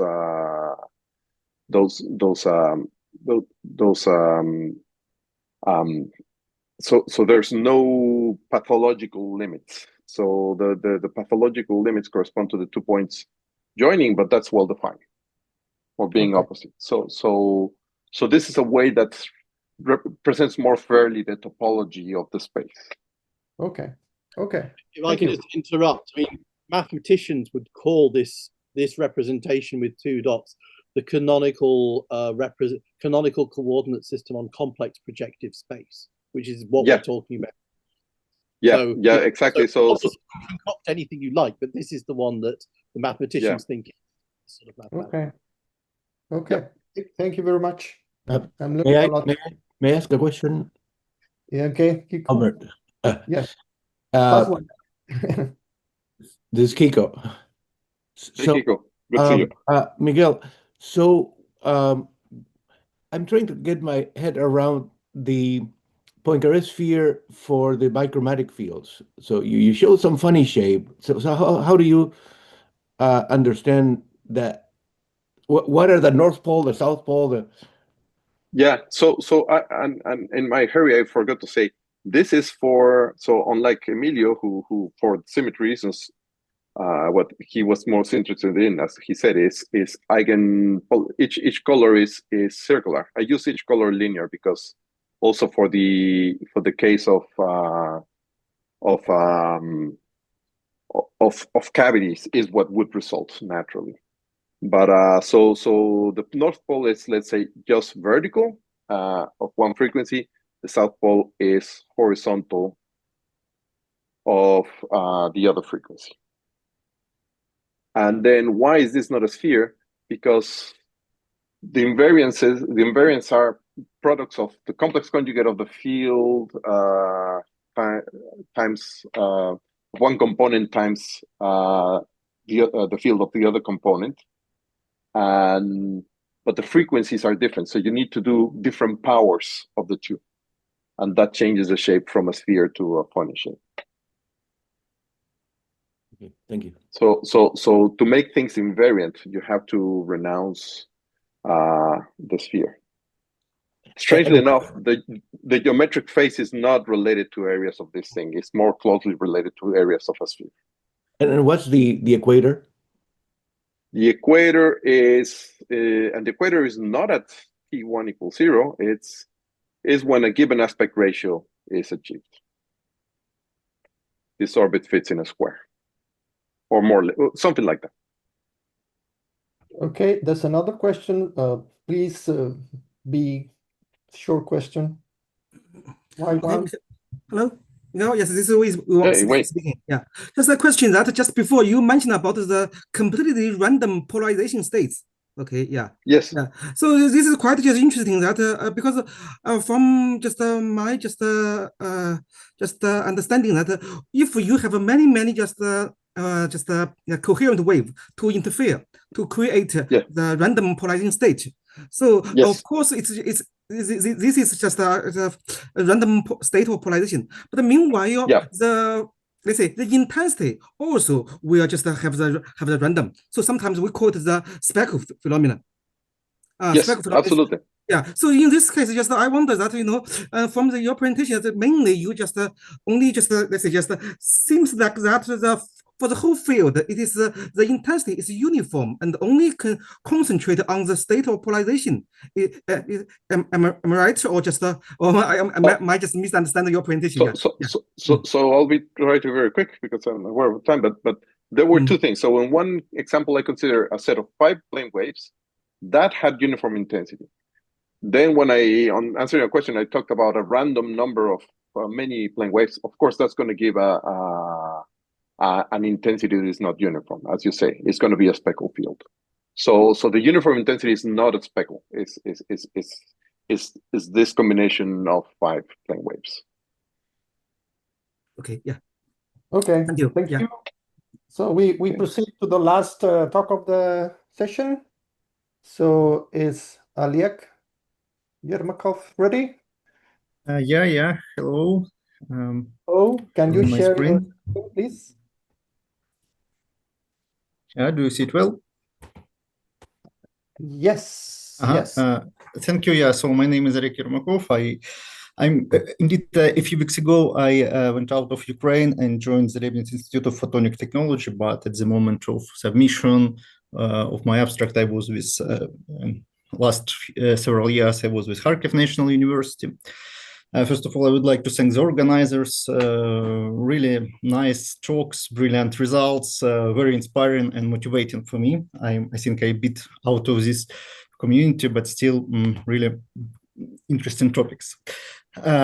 So I will start from the very basics. Yeah, so we know that if we consider vectorial Maxwell equations into 6 scalar equations, we can divide them into 2 groups of 3 equations corresponding to T and Tm polarizations, and the dispersions for them are absolutely the same. And therefore, we can say that for bulk isotropic medium, we observe this medium is double degenerate with respect to polarization. And in this sense, we can say that there is polarization degree of freedom for bulk light, and we can easily change the polarization of propagating plane waves just by adding some anisotropy to break down this degeneracy. At the same time, for localized light, when we go under the light cone, the degeneracy of T and Tm modes are usually not the same. And we lose this polarization degree of freedom. The simplest example is the electric slab of finite thickness. And our idea is to combine both polarization degree of freedom, so degeneracy between TM modes, and high localization. And in the simplest approach, we can achieve it by structuring this dielectric slab waveguide. But more specifically, we drew the dielectric metasurface and engineer the mirror resonances in order to achieve this degeneracy. And that's what we have for cylinders with permittivity about 15 or 20 here. So we can see that the polarization are orthogonal, and we can engineer the dispersions of T and TM modes be very close to each other. So this is not the pure degeneracy like in quantum mechanics. This is the mode engineering process. And we calculated that for different frequency ranges, we can find the designs of such dielectric metasurfaces with substrate, without substrate, with different materials, taking into account the dispersion. So it can be done for different materials in different frequency ranges, where kappa here is a level of localization of light. And this is like more averaged combinations of diameter and height and period of this metasurface composed of cylinders. And for example, we can take a silicon nitride metasurface consisting of cylinders, and at this color map, depending on diameter and height of the cylinders, we can calculate the polarization degree, which is defined as the difference between wave vectors of T and TM modes. And if we move along this dashed line, we will obtain the optimized designs for different localization degree. For instance, this is dispersion for less localized design, yeah, and this is for more localized. Of course, the degeneracy is a bit is not so good here, but still, for some applications, it may be enough. So practically, the level of this delta K is maybe thousands or hundreds. So it means that the wave can propagate for several hundreds of periods before achieving some sensitive values of fast delay. And we do the experiment in microwaves, which is the most simplest case, with ceramic cylinders, which have high permittivity, about 25 here, I think, and we using some probe and loop, which emulates like vertical electric and magnetic dipoles. We excite the guided waves propagating along this metasurface. Compare the fields in experiment simulation, and applying two-dimensional Fourier transform, we can extract the isofrequency contours or the dispersions for T and TM modes. And this is the polarization degree, the difference between wave vectors for simulation and experiment. One can see that they're quite similar at the level of 100 in the units pi over A, where A this is a period. And of course, if we can achieve it, it discovers a plethora of opportunities for different polarization, polarizers, converters, filters, for planar photonic devices. So let's consider the simplest conventional polarizer, quarter wave plate. Yeah, so if we have the linearly the plane wave with linear diagonal polarization, and it enters some anisotropic medium, usually it's uniaxial crystal, and the length of this crystal corresponds to this relation. At the output, we obtain circularly polarized wave.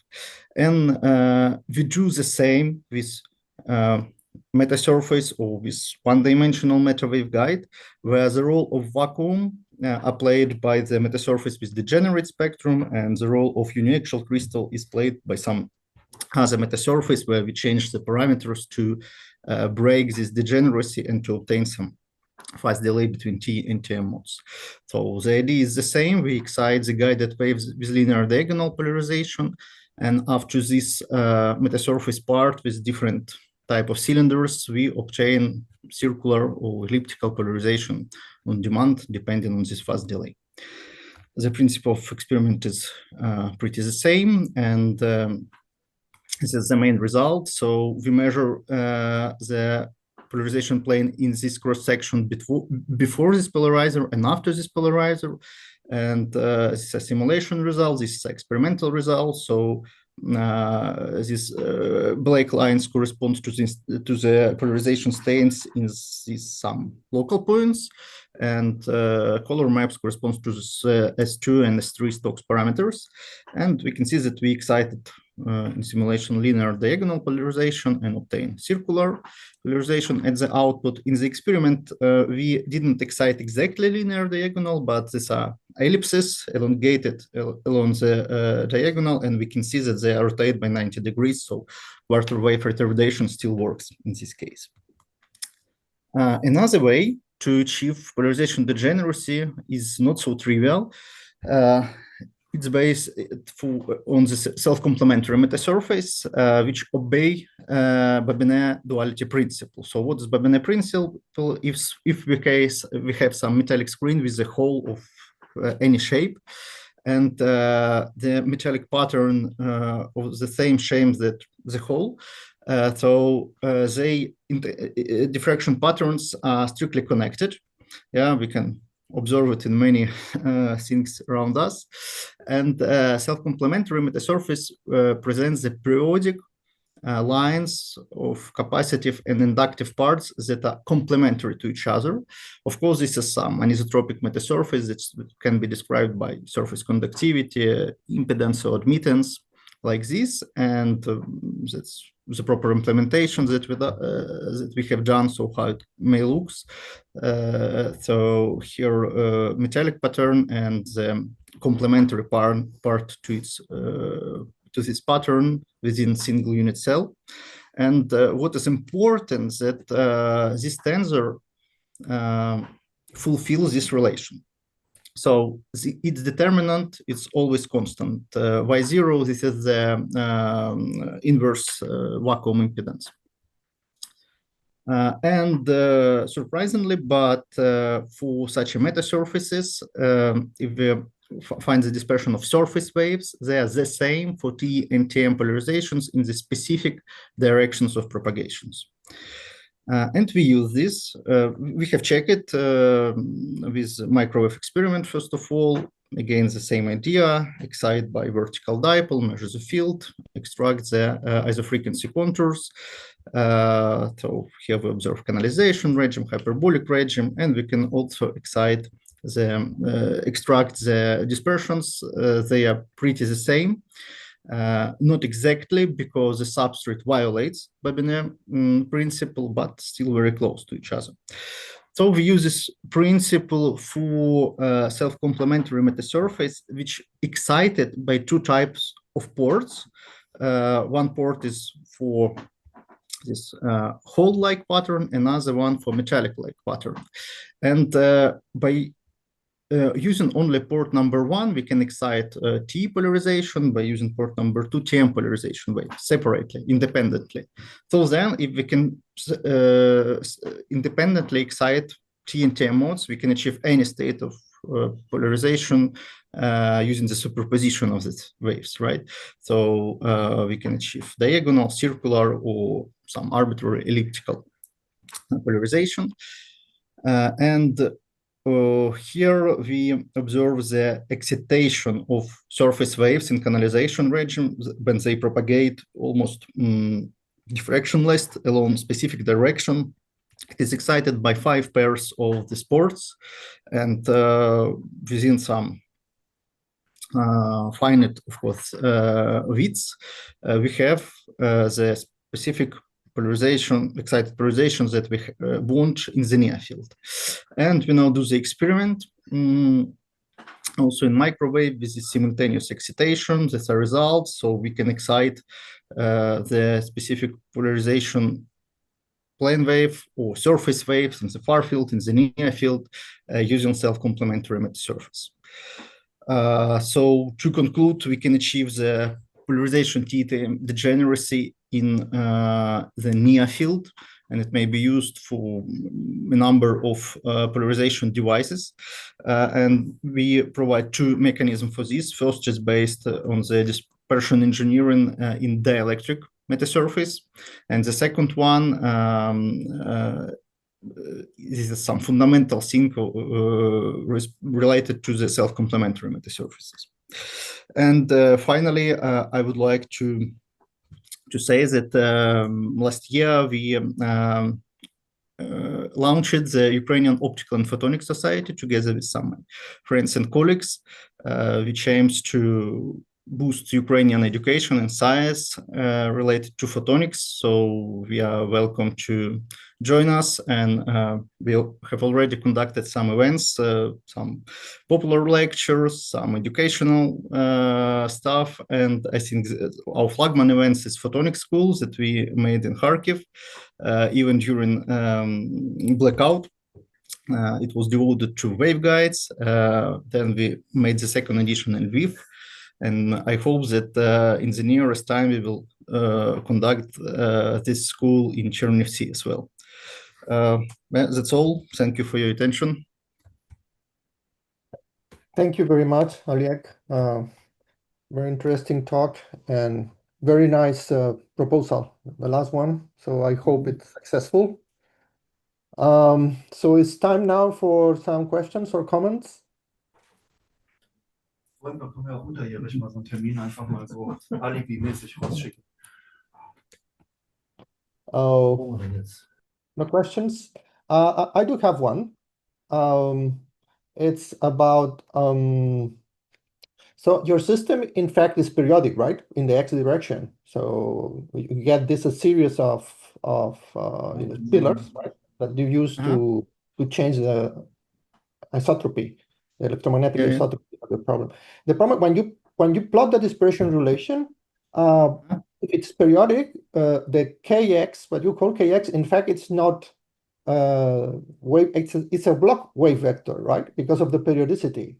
So it has to have. Yes. Yeah. So when you are plotting this, it's that you are somehow checking only momentum which are close to the, let's say, not very large one, because if you go to large ones, you will hit the edge of the band, and you will this is first Brilliant zone, yeah. Okay.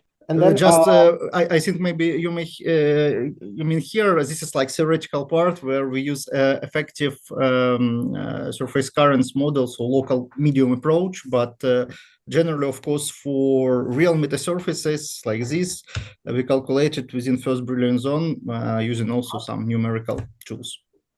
And you see some difference between the behavior you show and when you are getting close to the edge, or it's basically the same concerning polarization splitting? No, it differs. It differs depending on wave vector, of course, and so this right figure shows it. Yeah, so how the difference between two modes changes with frequency and also with wave vector. So it differs because this is just like mode engineering. And of course, I think depending on applications, what we need for, I think if we don't need the broad frequency operational range, we can use more dispersion with more horizontal, like pattern line, like we did, I think, somewhere here. Yeah, so here the dispersion is more horizontal, and therefore it's easy to achieve this high degeneracy. Okay. That's what we did here. Yeah. Yeah. Thank you very much. Is there any other question or comment from the audience? If not, then okay. No, there is no. Thanks. Thank you very much. Thank you. Brilliant talks, brilliant management.